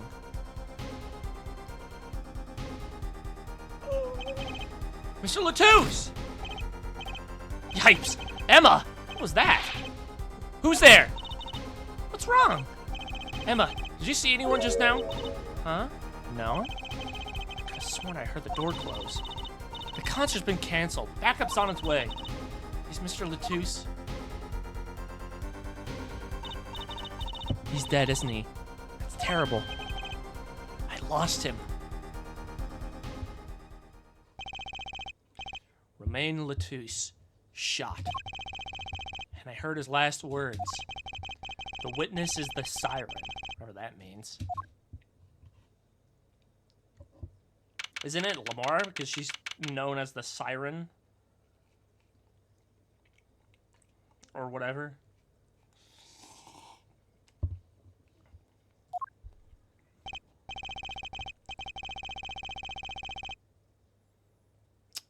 Is he wearing shark pajamas? What the fuck is this? The venue's locked down. We took names and addresses before letting the crowd go. Good luck, Darian. I'll let you know if I find anything about the victim. Later. It's investigation time then, yeah? Fräulein Detective? I don't need some rock and roll prosecutor to tell me that. One request I must make. Tell no one, on staff or otherwise, anything of this. Ooh, a gag order. No word gets out other than Mr. Latouche is dead. No word of the cause of death or of the murder.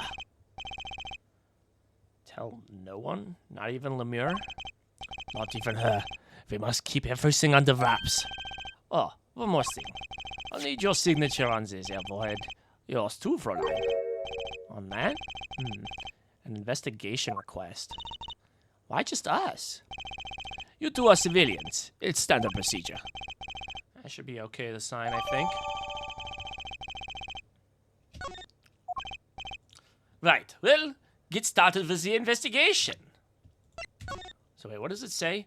To ensure the efficiency and secrecy of our investigation, the bearer is hereby ordered to speak to no one outside the investigation concerning inner details of the case. District Police Chief. Oh. Oh, okay. Well, that's fine, I guess. It's just a hush order. It's fine.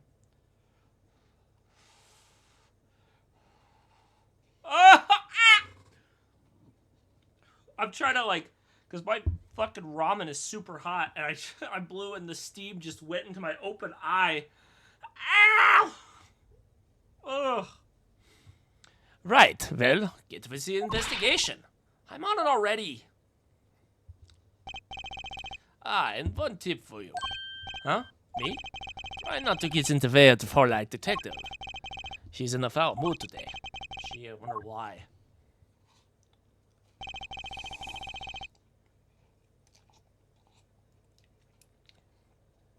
We were all questioned as witnesses. And now none of us can go home. We'll investigate, all right? Our way. Somehow I don't see us getting back to that crime scene anytime soon. I still can't believe I was there when it happened. Not an experience I care to repeat anytime soon. There's no time for navel gazing. Let's crack this case. I'm worried about Trucy. She seems to have a very loose idea of what it means to be an attorney. Of course, that's not surprising considering who her father is. Something the matter? No. Well, let's get cracking. Let's get cracking. I'm the only one who was there. The only one who heard Mr. Latouche's last words.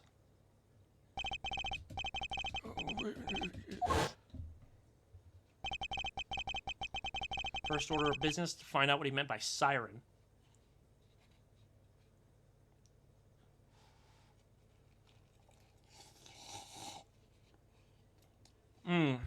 Oh. Oh.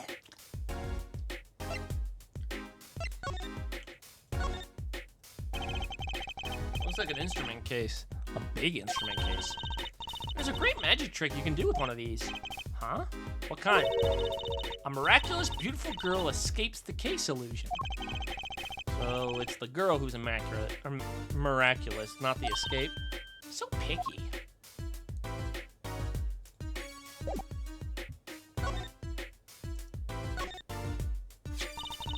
What's that? It looks like some sort of future phone. Not a phone, a transceiver. It's called a headset. What's a headset doing on the floor? Wait, do you think Mr. Latouche might have been wearing it? Like one of those bodyguards? I don't think he was wearing one when he met. The LED on this thing is lit. Must be on. probably just Emma's. She just tossed it because she's funny.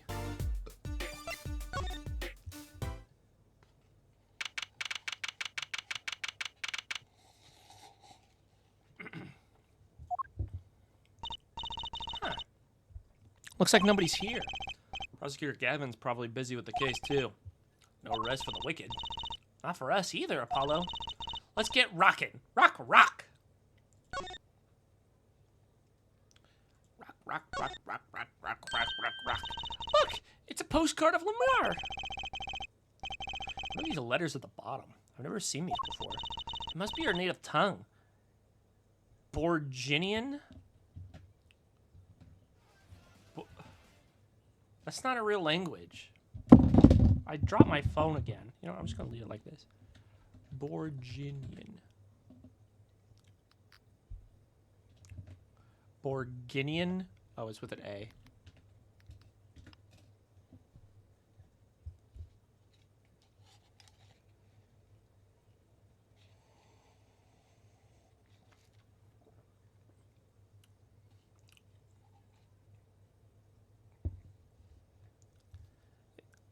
The Republic of Borginia is a country in the Northern Europe in the Central European time zone.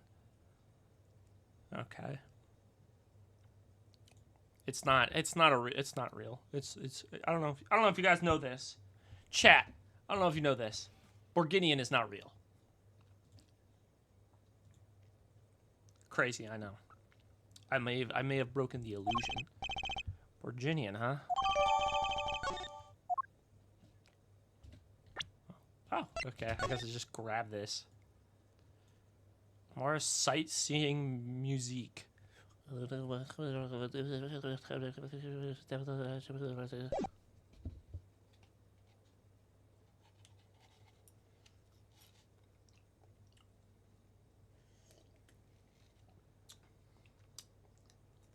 Apparently, Borginians speak in wingdings.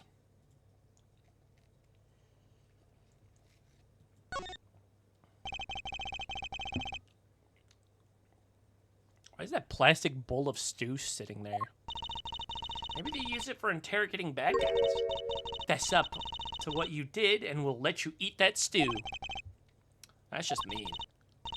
It gets worse. See, if the bad guy confesses, they say, okay, eat it, if you can. See? It's made of plastic. It's like you don't know which ones are the real bad guys. I think you need to take a deep breath, Trucy.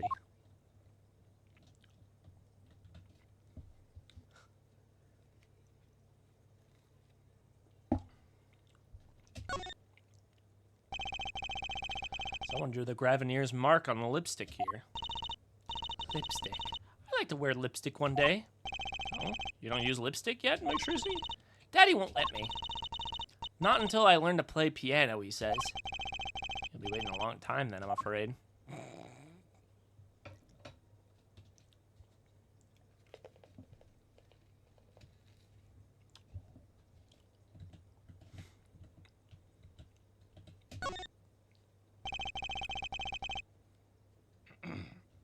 A police uniform hangs on the stand here.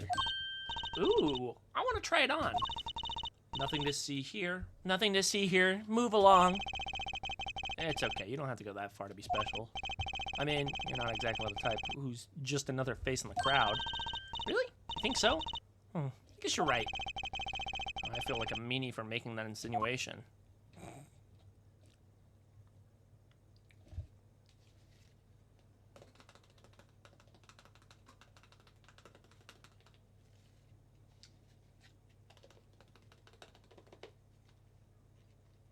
Whatever.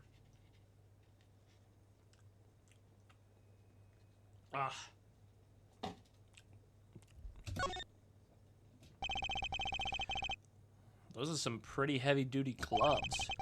Maybe they have to carry around hot pots or something. They are a little thick. I couldn't even stuff a pigeon in those. That's exactly what I was thinking. That guitar! That's the legendary AA400! The Red Badger. I thought rock was supposed to be rebellious, not civic. Every aspiring guitarist wants one of these. They even paint their own guitars to look like it. Ah, the fickleness of youth. You should dye your hair badger red, too. I like my hair the way it is. Thank you very much.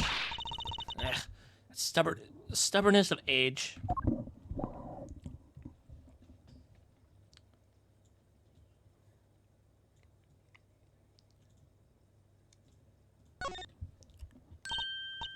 Ooh, a cruiser guitar. They sold those to commemorate 5 years of the band. Rocking it hard. Under the speed limit. There's a cruiser bass, a cruiser drum set, and a cruiser keyboard.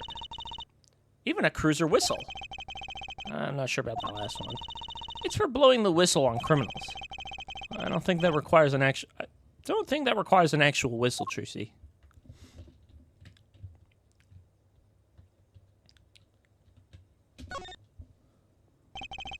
This place is decorated like a high school dance. Though I think our decorations were paper, not chains. The Gavineers are into chains. It's part of their image. No kidding. Ever since they used chains on their cover art for Gonna Lock You Up. They're really into the whole police thing, aren't they? It'd be cooler if they turn that red light on. They don't have to turn on the red light. Okay, is there more? What else is here? What's a police recruitment poster doing here? Rock on with the police. Maybe they're trying to trick kids into thinking the police is some kind of rock band. Well, that's just silly. Who'd name a band the Police?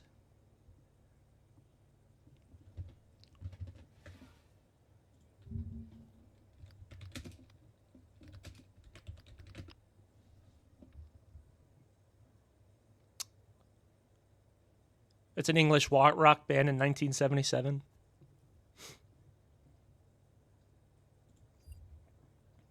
Chat, I figured it out. They were making a funny reference that I didn't know of. Man, I got the dookie in me. Son of a bitch! I got that dookie in me. Alright, let's go to Lamar's dressing room if we can. Oh, it's you. I figured you'd come. You have to let us investigate the scene, please. You're attorneys, no? Shouldn't you wait until you have a client? The tourist did tell me to ask the witness, the siren. With his dying breath, no less. Doesn't that count? Glare at me all you want. You'll get no snacks from me. Start digging in your butt, twin. What? I think of poor Lamar. Oh well, I suppose. You did find the body with me. Great. Let's get to it. Right. Just try not to touch anything. She's letting us look. And she's not munching on her snacks. This bodes well. There are clues here, I can feel it. Leave no hanger unhung. No spot unspotted.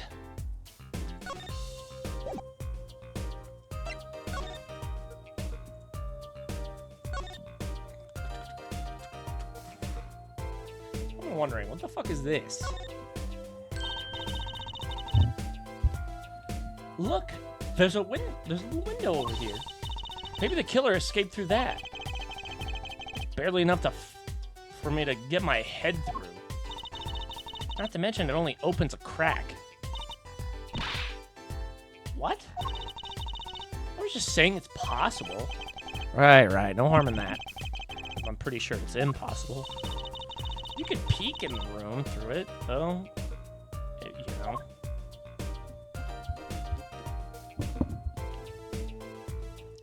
Poor little Labushka. This is the murder weapon, isn't it? That's a revolver. That's right, a big .45 caliber revolver. Wow. I wonder who brought this in here. I thought only police were allowed to have one of these. Why are you giving me that look? I didn't do it. I didn't. Listen, I was out in the hall eating snackaroos when it happened. I know. No one here thinks you did it, Emma. It's hard to tell with you sometimes, Apollo. Hey, what have I done? Wait, if the killer brought a revolver, it must mean they had planned this from the start. That's right? I mean, maybe. It's certainly possible. Let me look into the barrel. Ooh, look at the barrel. Wow. Look at the barrel. Alright, I'm done. The middle of the weapon is a revolving chamber. That's where you load the bullets. A revolver, see? Revolver. That sounds a bit like Wunderbar. Especially if you say it really fast. I guess. You know what I always used to think? I used to think the closest sound to Wunderbar was one liver.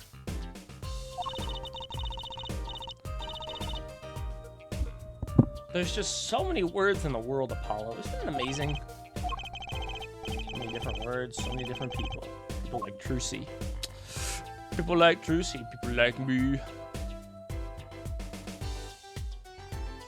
Is that a bear? The bears assassinated him.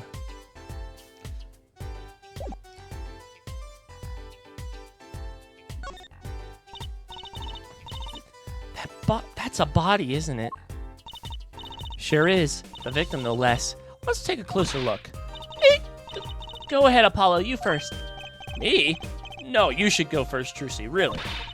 Can you two stop bickering and get over here? So much on snackers again. Hope she's not too annoyed.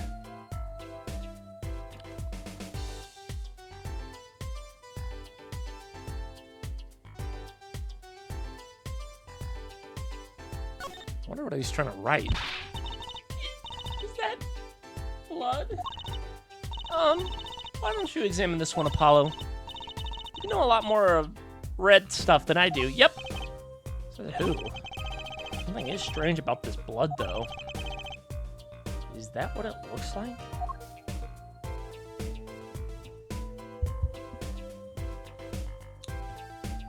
Look up his ass. Why, you think this is hemorrhoid blood?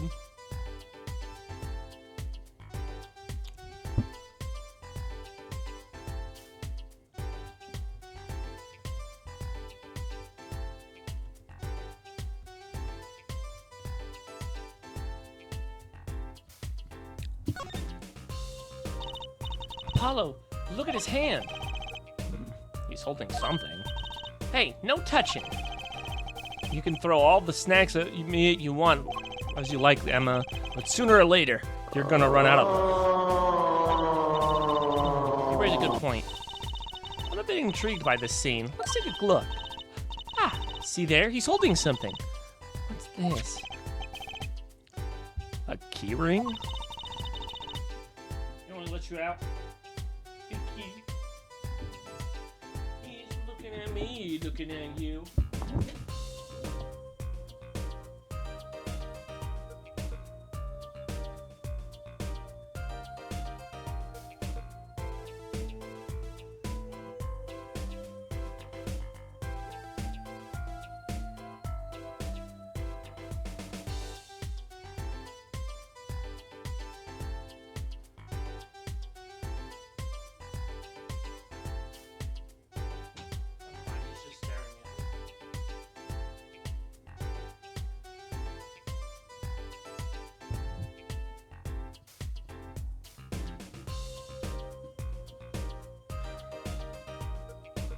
He's giving me the mean eye. I'm gonna have to eat you. I'm gonna put you in a stooge. Vacuum cleaner.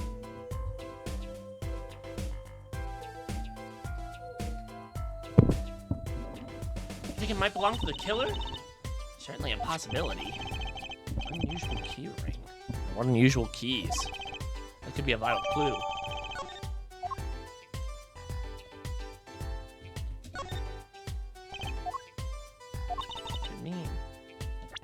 The body is holding a key ring. What does it mean? It means something. It doesn't look like the kind Mr. Latouche would use. So the question is, whose key ring is it? Well, you're practically a detective here, Apollo. Practically. I'm glad it brings them so much joy to mock me.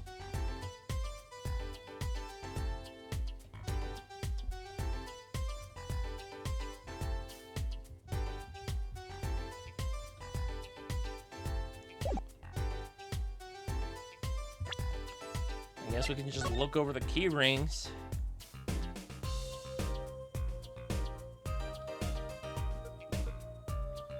Dude, they got a place set up in Goral. Gorals?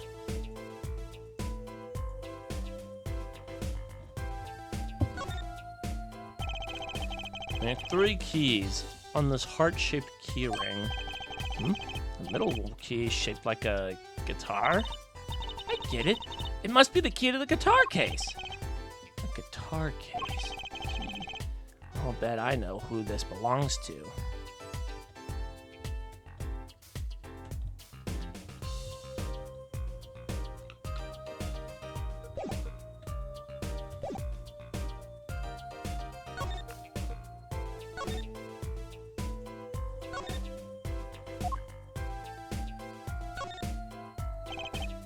Seeing these mirrors line up like this really makes me think I'm really in a dressing room.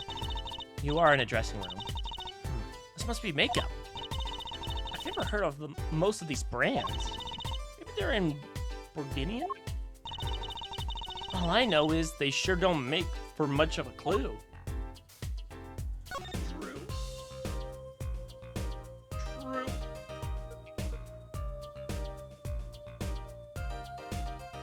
What's that on the ground there, Squidward? Ooh, what a pretty brooch. Oh, Emma. You're not gonna say, "Can I have it, please," are you? Oh. Look, you may be a cute little girl of 15, but that doesn't get you any special treatment with me. Oh. It's not healthy to envy the young, Emma. It's not about envy, it's about tampering with evidence. Note to self, Emma lacks a sense of humor. Use caution. You need to learn to respect your elders a little. Something seems so familiar with this brooch. Aren't you like 24 years old? Oh, you're 25 years old. You're not that much older than he is. You're like 3 years older than him. You're not special. You're just a bitch! Unlock the case.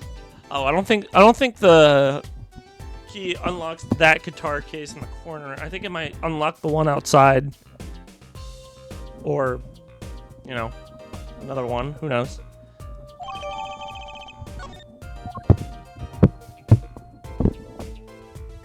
Boo! Just go boo yourself, you poo-poo head. Some sort of pin fastener for attaching things to clothes. Not a safety pin type, though. So if it's not the safety pin, is it a danger pin? I suppose if you stuck it in your eye, then yeah, sure. You could do that with a safety pin, too, for that matter. Thanks for taking the fun out of my danger pin. Aw, you're driving a danger pin through my heart here.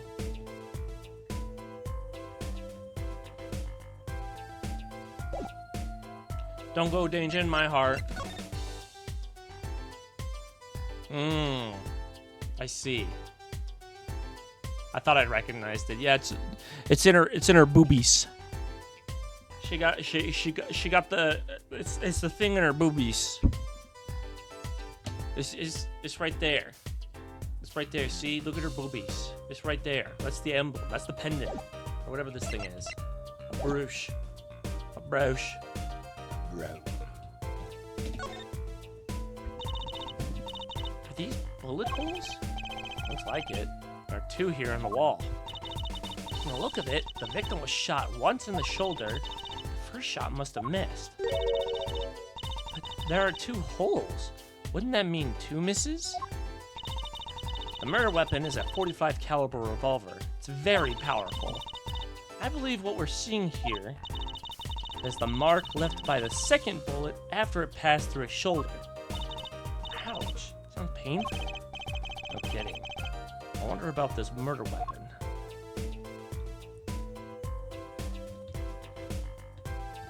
What's in the fridge? Is he still after that Bruce, clearly? No way! If you want it that bad, get your dad to buy it for you. Daddy always says, Trucy, if you want something, go find it or borrow it. Oh, and when in doubt, beg. Maybe to Mr. Right. Should be concerned about Trucy's future. I'm more concerned about the owner of that Bruce.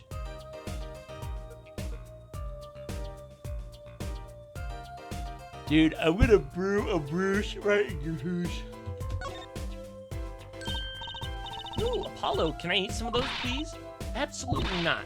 I know. Still, I yearn. Look, you're not the only one eyeing that fruit here. Well then, what are we waiting for? Let's eat. Right. Oh, stop it. Are you too crazy? Emma, you of all people should know better. Because she tempted me. She's a temptress.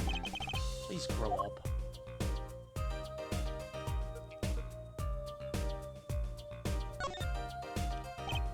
I do kind of want to eat that fruit, though, for real. Huh. Another ladder. Actually, it's technically a step ladder. Well, hello, Miss Fancy Pants. Please forgive my lack of ladder discrimination! I'm less worried about the step ladder and more worried about why it's there. Why the ladder's there? Well, to climb, right? To reach something on the ceiling? Fat boy? Homie, it's fruit! That should mean less! You don't get much fat from eating fruit.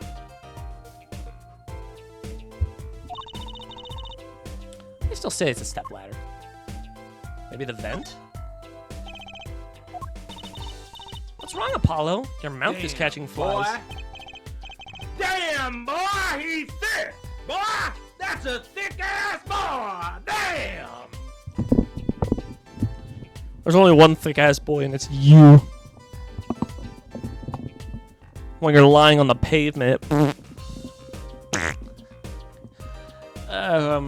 Nothing, it's nothing. Maybe that's how the killer escaped. That's what you were thinking, right? When we arrived at the scene, the killer had already fled. He or she must have had that way out.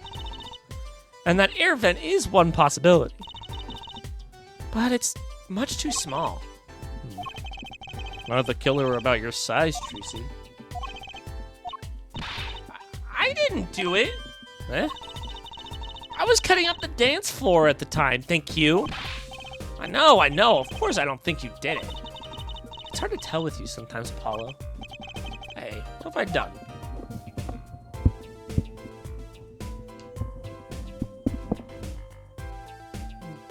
Do I have a thick, juicy ass? I don't know.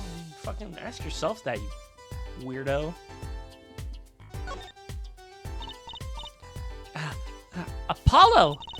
Look at that thing. It's huge. That's a TV. Yeah. A wide flat screen TV. I want one of those. You'll be wanting for a long time on your salary, Junior. Wait till you're as famous as Mr. Wright was, then dream. I don't think Daddy was ever rich, even when he was in law.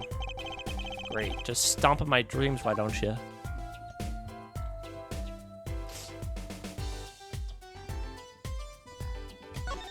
Case closed? What's this poster? Let's see. This summer, a Legal Eagles production of Case Closed. Looks like a poster for a different show. One I wouldn't mind seeing real soon.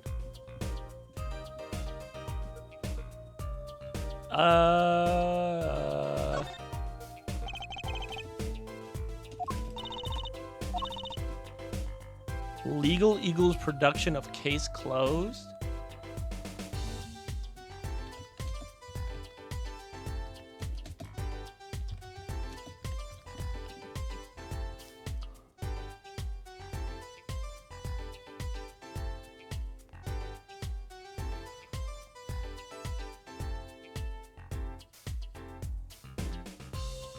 I don't. Okay. Maybe I'm reading too much into it. I know Case Closed is an old anime, but it's whatever. Look at all these presents. Lamore sure is popular. Oh, I wonder what's inside. We can't open them, can we? Probably not a good idea. You never know what you might find in one of these boxes. Bombs, razors, ransom notes. Could be anything.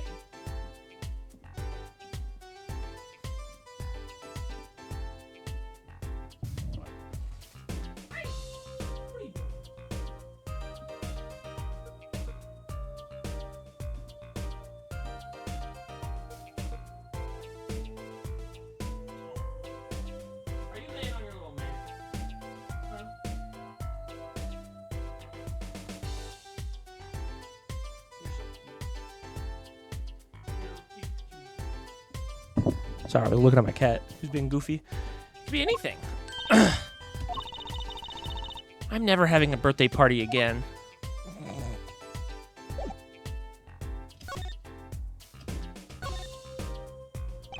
It's one of those things, right? At the barber's?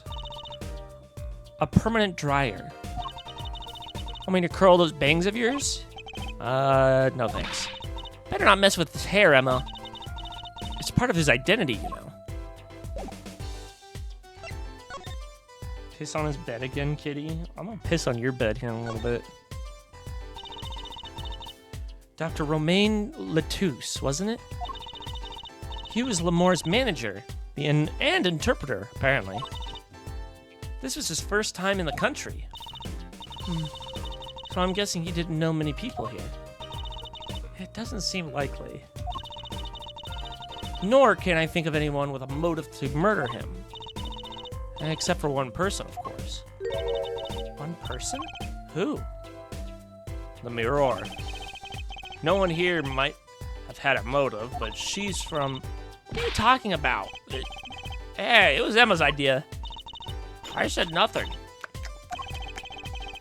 Always with the snacks. He's a big man. Or was. I don't think even I would want to win in a fight with him. Which is why whoever it was used a revolver, I'm guessing. We've sent a request to the Borginian embassy for more info on him. Well, you and I know more about the crime than anyone else. You do? That's true. It was us who found the body. What? Huh. You didn't hear that. I guess that's what I missed for watching the concert. Hey, I wish I was watching the concert. Anyway, would be better than this. Anything would be better than this. Well, we know the crime took place during the concert.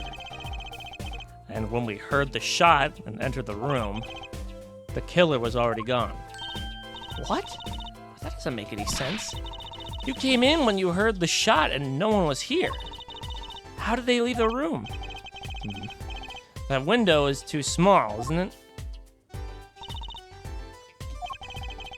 Mystery of the disappearing killer. Okay, I think that's about it. All I can see from this. And go back to the hallway. Let me see if I can examine that guitar case. I'm supposed. What that name? Guilty as charged. Seems negative to me. I want to do the opposite. Blah, blah, blah. Don't care, don't care, don't care. I was looking at the fucking guitar case, you asshole. I guess it doesn't. I guess it's not this case. Maybe the Gavineers? No.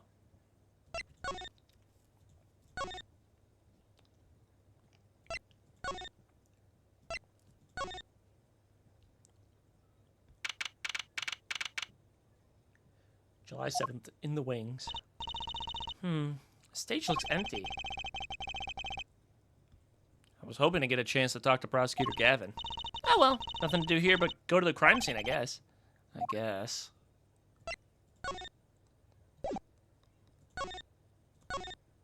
I found a computer.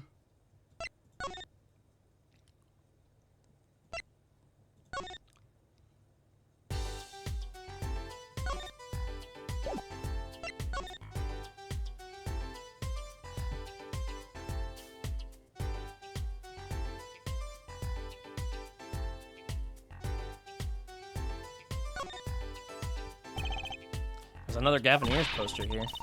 I'm just about sick of seeing those personally. Maybe I'll tear it down. Haha. No tampering with the crime scene, Emma. Maybe there's something else I can tear to shreds. Don't look at me. She's getting pissy. What an amazing bouquet. I mean, it's giant. Not sure I approve. It'd be better if this flower was a bit more... Oh. Eek! The flower fell off.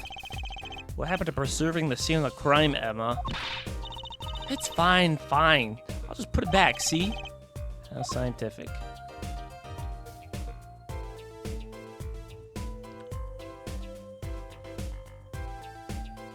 Is there nothing else in this godforsaken place?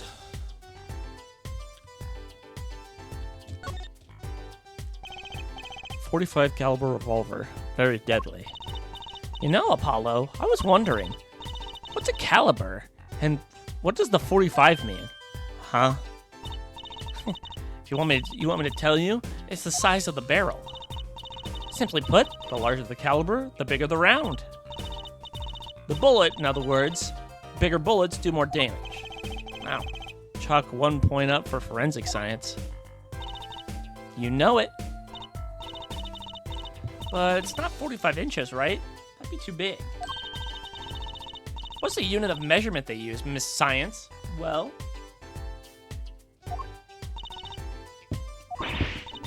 Hush! Kids shouldn't ask so many questions. Peek.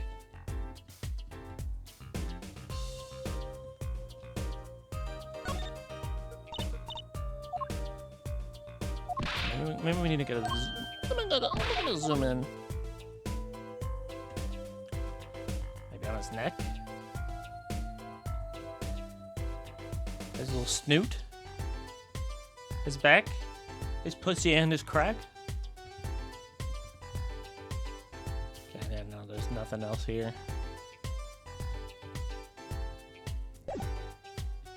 Other than him getting shot the fuck up!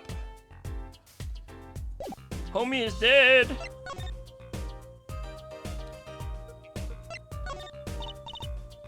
Sorry, I don't...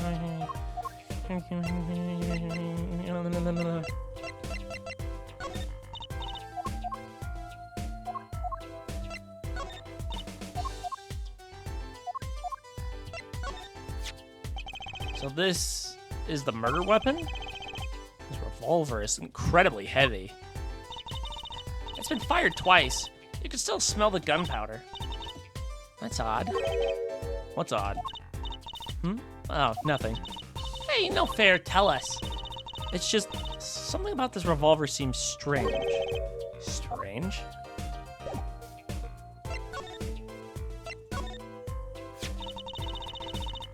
What do you think about this revolver? Well, it's pretty big and heavy. That's right. It's a .45 caliber. That makes it one of the deadliest revolvers around. Even the police don't carry guns this big. Are you finally telling me it's time? You want me to let you go?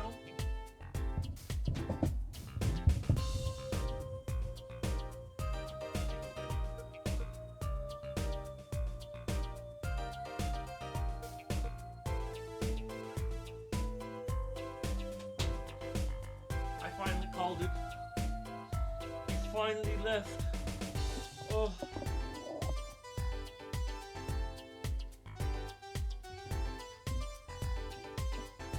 And he didn't pee on my bed for like the 5th fucking time.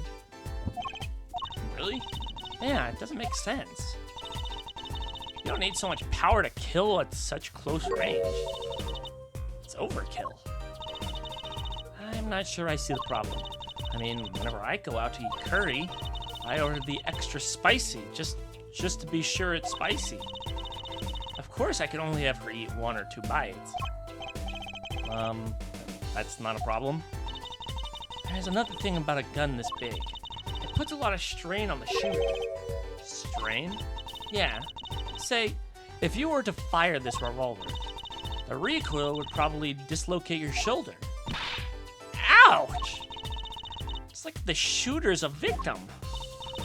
Yet the killer used this revolver and quite well. I'm guessing whoever did this was used to shooting. Used to shooting a high caliber weapon? Well, that's about it. I think we've looked at just about everything there is. I guess you're right. I know how you're feeling. It is hard to know when to stop. But anything more involved has to wait until the squad gets here. I suppose. I'll go report the evidence. Sorry, but could you wait here till I get back? Huh? Oh, actually, we have to... Great, thanks. What the fuck? She left. What do we do, Apollo? She told us to wait. Great. Now how am I supposed to investigate?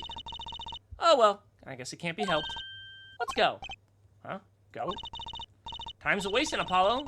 We've got a lot of ground to cover. Well, that's true, but...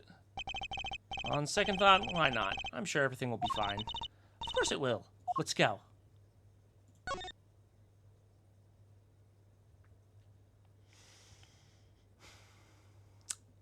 I sure hope we're not going to regret this.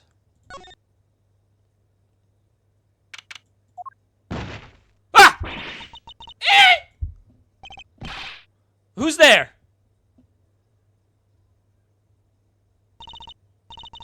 We didn't just imagine that, did we? He was wearing a silk hat. Friend of yours? Hardly. Whoever that was, he sure looked suspicious.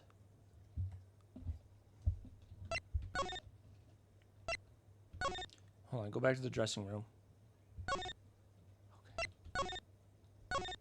Okay.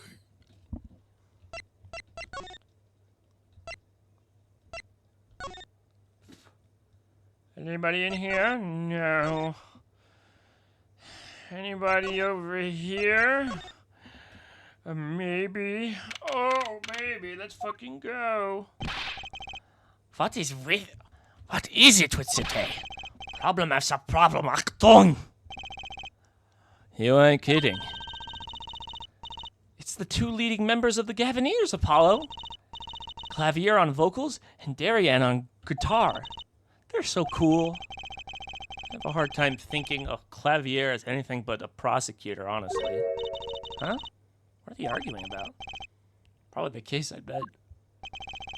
My hog won't start. My guitar case is busted. My guitar's been burnt to a crisp, and to top it all, somebody is dead. And then there's that performance just now. What was that all about? Hey, man, don't blame me. You were the one who missed the cue. Me? Miss a cue? How could I conceivably get the most important part of the song wrong? How? And what was that tinny playing of yours? What are you calling tinny? Sounds like they're having a spat. One of those difference in musical direction bands are always splitting up over. This is hardly the time. Hmm? What are you two doing here? Oh, hiya.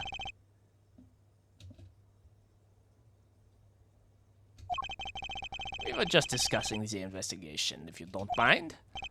Sorry. Wait, you were what? Listen. You need to confirm with that the Republic of Barginia, Detective Crescent. Right. Anything else? What did you just call him? Detective? Ah, greetings.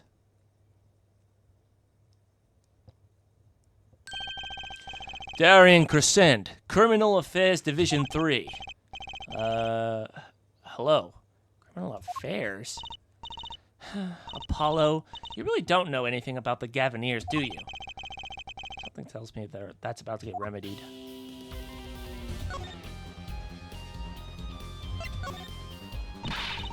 I don't believe you, Apollo. How can you come to this concert and not know about the Gavineers? It's not surprising. Why, even our ancestors know nothing about the Americans' existence once. I know America exists. The Gavineers aren't just an average rock band, Apollo. Each member is connected to the police somehow. Police?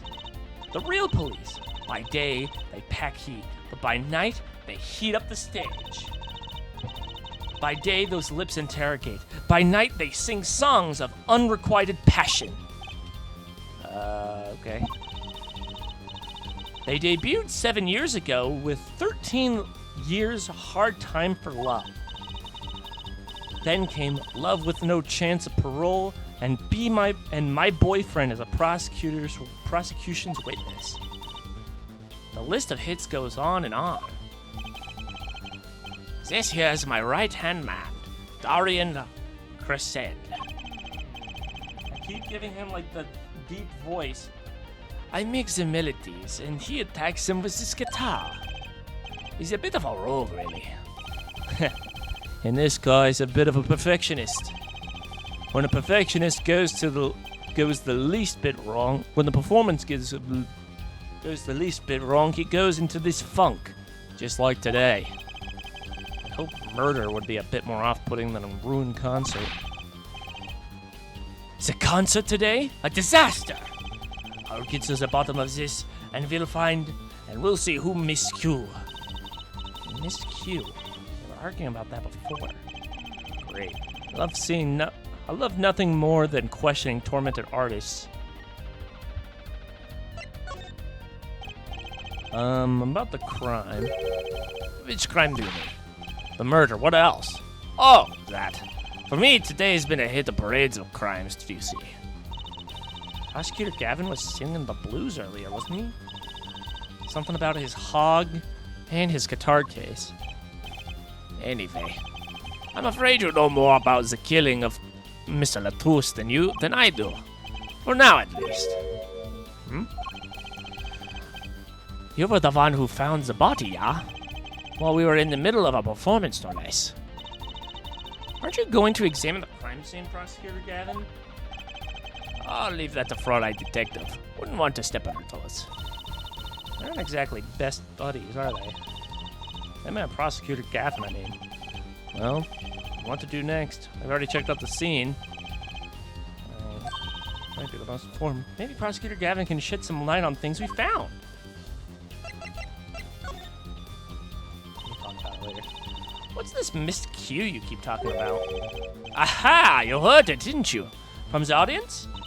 Actually, I didn't notice anything. See? No amateur's gonna pick up on that. And you guarantee an entire audience of amateurs? No! Now take a listen to this. What's that? It's a mixing board. We used it to record our concerts tonight. Aren't we supposed to be investigating a murder? Well, we've come this far, might as well go all the way. I've always wanted to learn about the recording industry.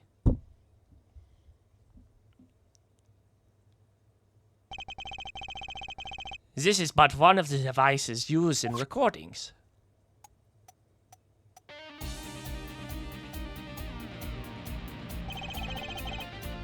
We're a 5-part band. This lets us record each member's performance separately. You can use the sliders to adjust the volumes to each part. Check it out!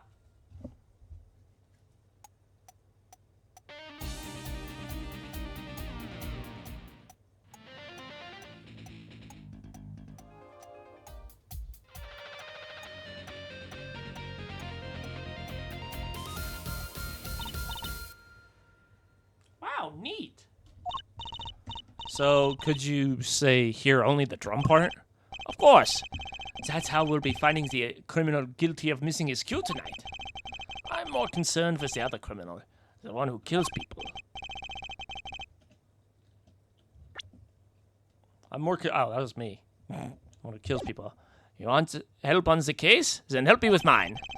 Guess rock and roll comes before prosecuting. Let's begin. First, we bring up the part of the performance in question. You simply choose the section of the song you wish to hear, the uppermost bar. Like so. There it is. Now listen.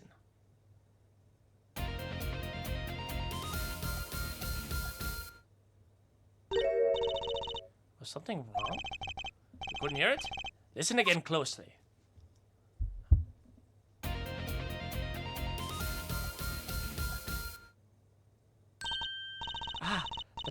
timing's a little off, isn't it?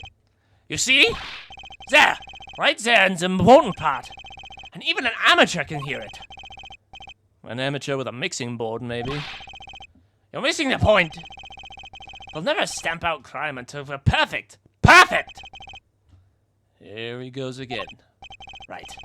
Amateur, you will prove my point. Huh? Me? If you find the miscue, it will tell us which instrument, which part is the guilty party.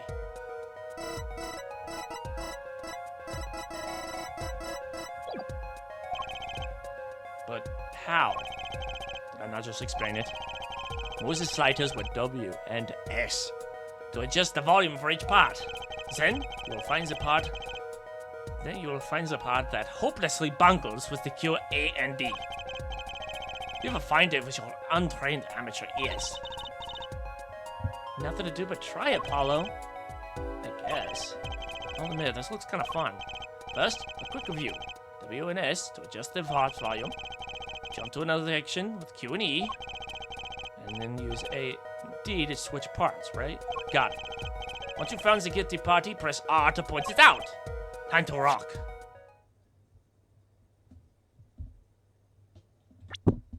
Man, how am I supposed to fucking do this?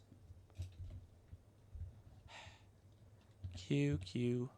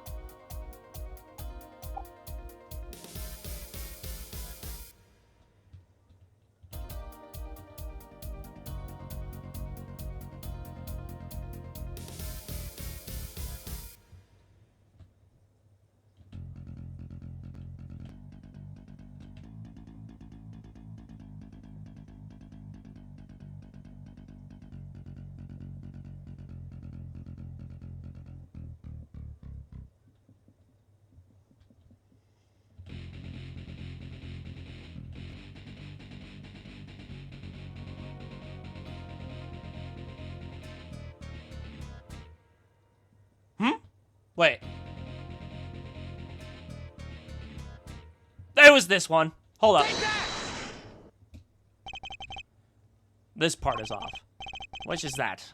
Second guitar. It was you, Darian! Ah, well. Looks like the cat's out of the bag. Ah, well. That's all you have to say? That kind of attitude lets killers walk free, Darian. Here they go again. Maybe it wasn't such a good idea to ask about the concert. Starting to feel like we were just wasting time. It's all experience under our belts. Can't be that bad. At least I figured it out. Yeah, but yeah, they definitely fucked up. I still can't get over the title of that song. Guilty Love?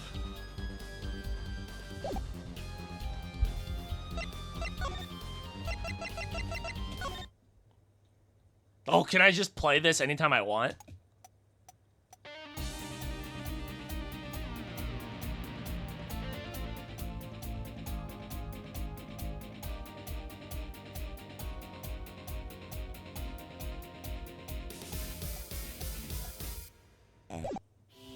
Yeah. That's cool. Here, let me show him this ring. I was wondering if you knew anything about this. Does it look familiar? Familiar? It's mine! That's my keyring! I was looking all over for it. What? This is yours, Mr. Gavin? I knew it. Apollo! How can you make that I knew it face? This is the keyring to... that was... Yeah, I know. Thanks, anyway. So, where did you find it? Actually, the victim was holding it. Like he was trying to keep it from the killer, even if it meant his life. What? The victim? You mean Mr. Latouche had my keys? Indeed. When will my trials be over? Speaking of trials, I've never heard Mr. Gavin whine in court like he has been today. Emma was right about the fop, I'll give her that. Apollo! Mr. Gavin, maybe we can help. Tell us about your troubles today. I really don't think that's... Tell us. And we'll keep mum about the keyring for now. Are you blackmailing me, Fräulein?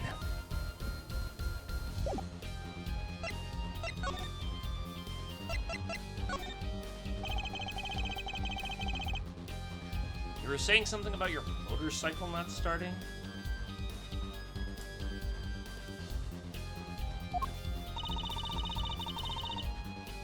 Something about your guitar case being busted? I'm well informed. You mentioned it a few times. It all happens this morning. It's all this keyring's fault. The keyring? It's got all my keys on it, yeah? My bike key, my car key, and the key to my guitar case. Wait, so this keyring... It disappeared. I thought I'd put it in my jacket pocket. Prosecutor Gavin's keyring disappeared? I had to come to the concert by taxi. How embarrassing. And in order to get my guitar out, I had to break the lock. Wait, this guitar wasn't that... Wait, this guitar wasn't the one that... The very one. Up in flames. And right on stage, too. I actually thought that was part of the show. Crazy. And to top it off, Mr. Latouche's life has been taken. Nobody told me about days like these. Strange days indeed. You think? What's wrong, Tracy? Well, I was just trying to make sense of everything. First, these heart-shaped key rings get stolen. Then a very expensive guitar flares up on stage. Then Mr. Latouche dies. Yes, and... Could it all really be just a coincidence? Coincidence? Meaning... Darian, can you make any sense of this? Hey, don't look at me. What do you think, Apollo? I mean, either Mr. Gavin's having a really bad day, or all this was planned. You aren't thinking what I think you're thinking. Are you, Fräulein? I am. What? What? Hey, don't leave me in the dark with Spike here. My name's Apollo, but yeah, I agree. Don't leave us in the dark. What are you talking about? Haven't you noticed a connection, Apollo? A curious connection between all of Mr. Gavin's troubles today? Well... Maybe?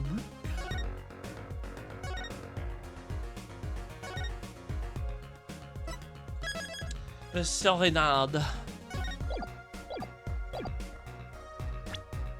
Is it the keys? Or are you talking about just like...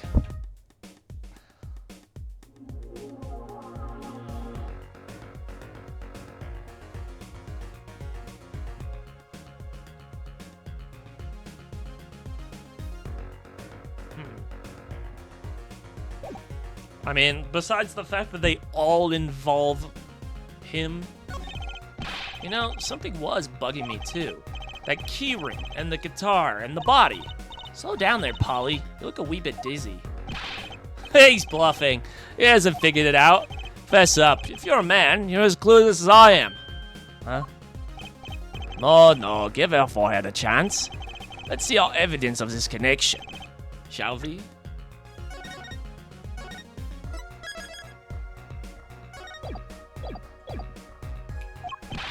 Evidence?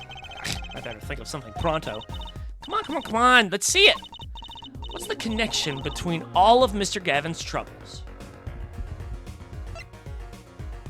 The lyric sheet. Oh, sugar, sugar, oh, that night you're in your embrace. When you stole away the keys, my heart held on so tight. Pleasure, pleasure, but a fleeting melody. It wraps itself around me. And now through the air I fly. Whoa, whoa, burning in my heart. Fire burned my heart, love away. Yeah, it's the lyrics. Take that! It's this, isn't it? A lyric sheet. The guitar serenade. What's that got to do with anything? It has everything to do with everything. Though I wouldn't have believed that if it wasn't for... I wouldn't have believed it if the Fräulein hadn't pointed it out. What are you talking about, man? Enough with the riddles. Maybe it is a coincidence. Or perhaps it means something else. Don't you think, Fräulein? I do. Everything that happened to Mr. Gavin today is predicted in the lyrics to this song. What? No way! Look, just think about everything that's happened to Mr. Gavin. Let's list them in order that they occurred. While reading this lyric sheet. First, the key ring was stolen. And not just any key ring, a heart-shaped key ring. It's right here. When you stole away the keys my heart held on so tight. It is the heart holding keys. Next, his guitar burst into flame. Burning on in my heart, fire burned love away. And then Mr. Latouche was killed. Like a bullet of love, fire, take my life away. But that's crazy! Yeah, no kidding. So everything that happened today here, this song predicted it all. Or perhaps it was the other way around. Huh? The criminal could have based their crimes on the lyrics. But who would go through all that trouble? Someone who moves in mysterious ways, no doubt. I believe you're stumbling upon something quite vital. And quite annoying, Fräulein. She looks pleased. The lyrics predicted the crime. Clavier? Seems a bit more than just coincidence to me. I have to agree. The key ring, the guitar, the murder. The key ring might have been dropped by accident. Since the victim was holding it. Hard to think it was unconnected. That's true. Prosecutor Gavin's as calm and collected as ever. So the criminal matched their actions to the lyrics? That sounds likely. Why would anyone do that? While we think about that, I'm going to get cracking on the biggest crime here. I'm going to talk to the Bulgarian embassy about this with Mr. Latouche. Ah, right. Thanks, Darian. I'll leave the pondering of mysteries to you. I'm out of here. A foreign national. Mr. Latouche was killed. It seems like that would have been the point of all this. But they did more than that. They left us with not only a murder, but a mystery. Mr. Gavin sure is irritable today. Maybe this is the real Prosecutor Gavin we don't get to see in the courtroom. I've had enough, frankly. If you find any more mysteries, do me a favor and keep them to yourselves, yeah? Yeah. I guess this is all we're going to get from Prosecutor Gavin. That leaves Mirror to question. Prosecutor Gavin, do you know where Lemur is right now? Ah, I had to go to my dressing room. With that pianist, Maki Tobaye, of course. She seemed rather shocked by Mr. Latouche's sudden passing. The Gavin's dressing room. Got it. Alright, well this was cool. I'm gonna go ahead and call it a night. Thank you guys so much for coming by. I appreciate it. Tomorrow we'll play more. We'll talk to Mrs. Lagugu and the little boy Blue, and we'll find out what the fuck is happening in here. So until then, you guys have a good rest of your night, and I will see you guys then. Bye bye. Bye bye.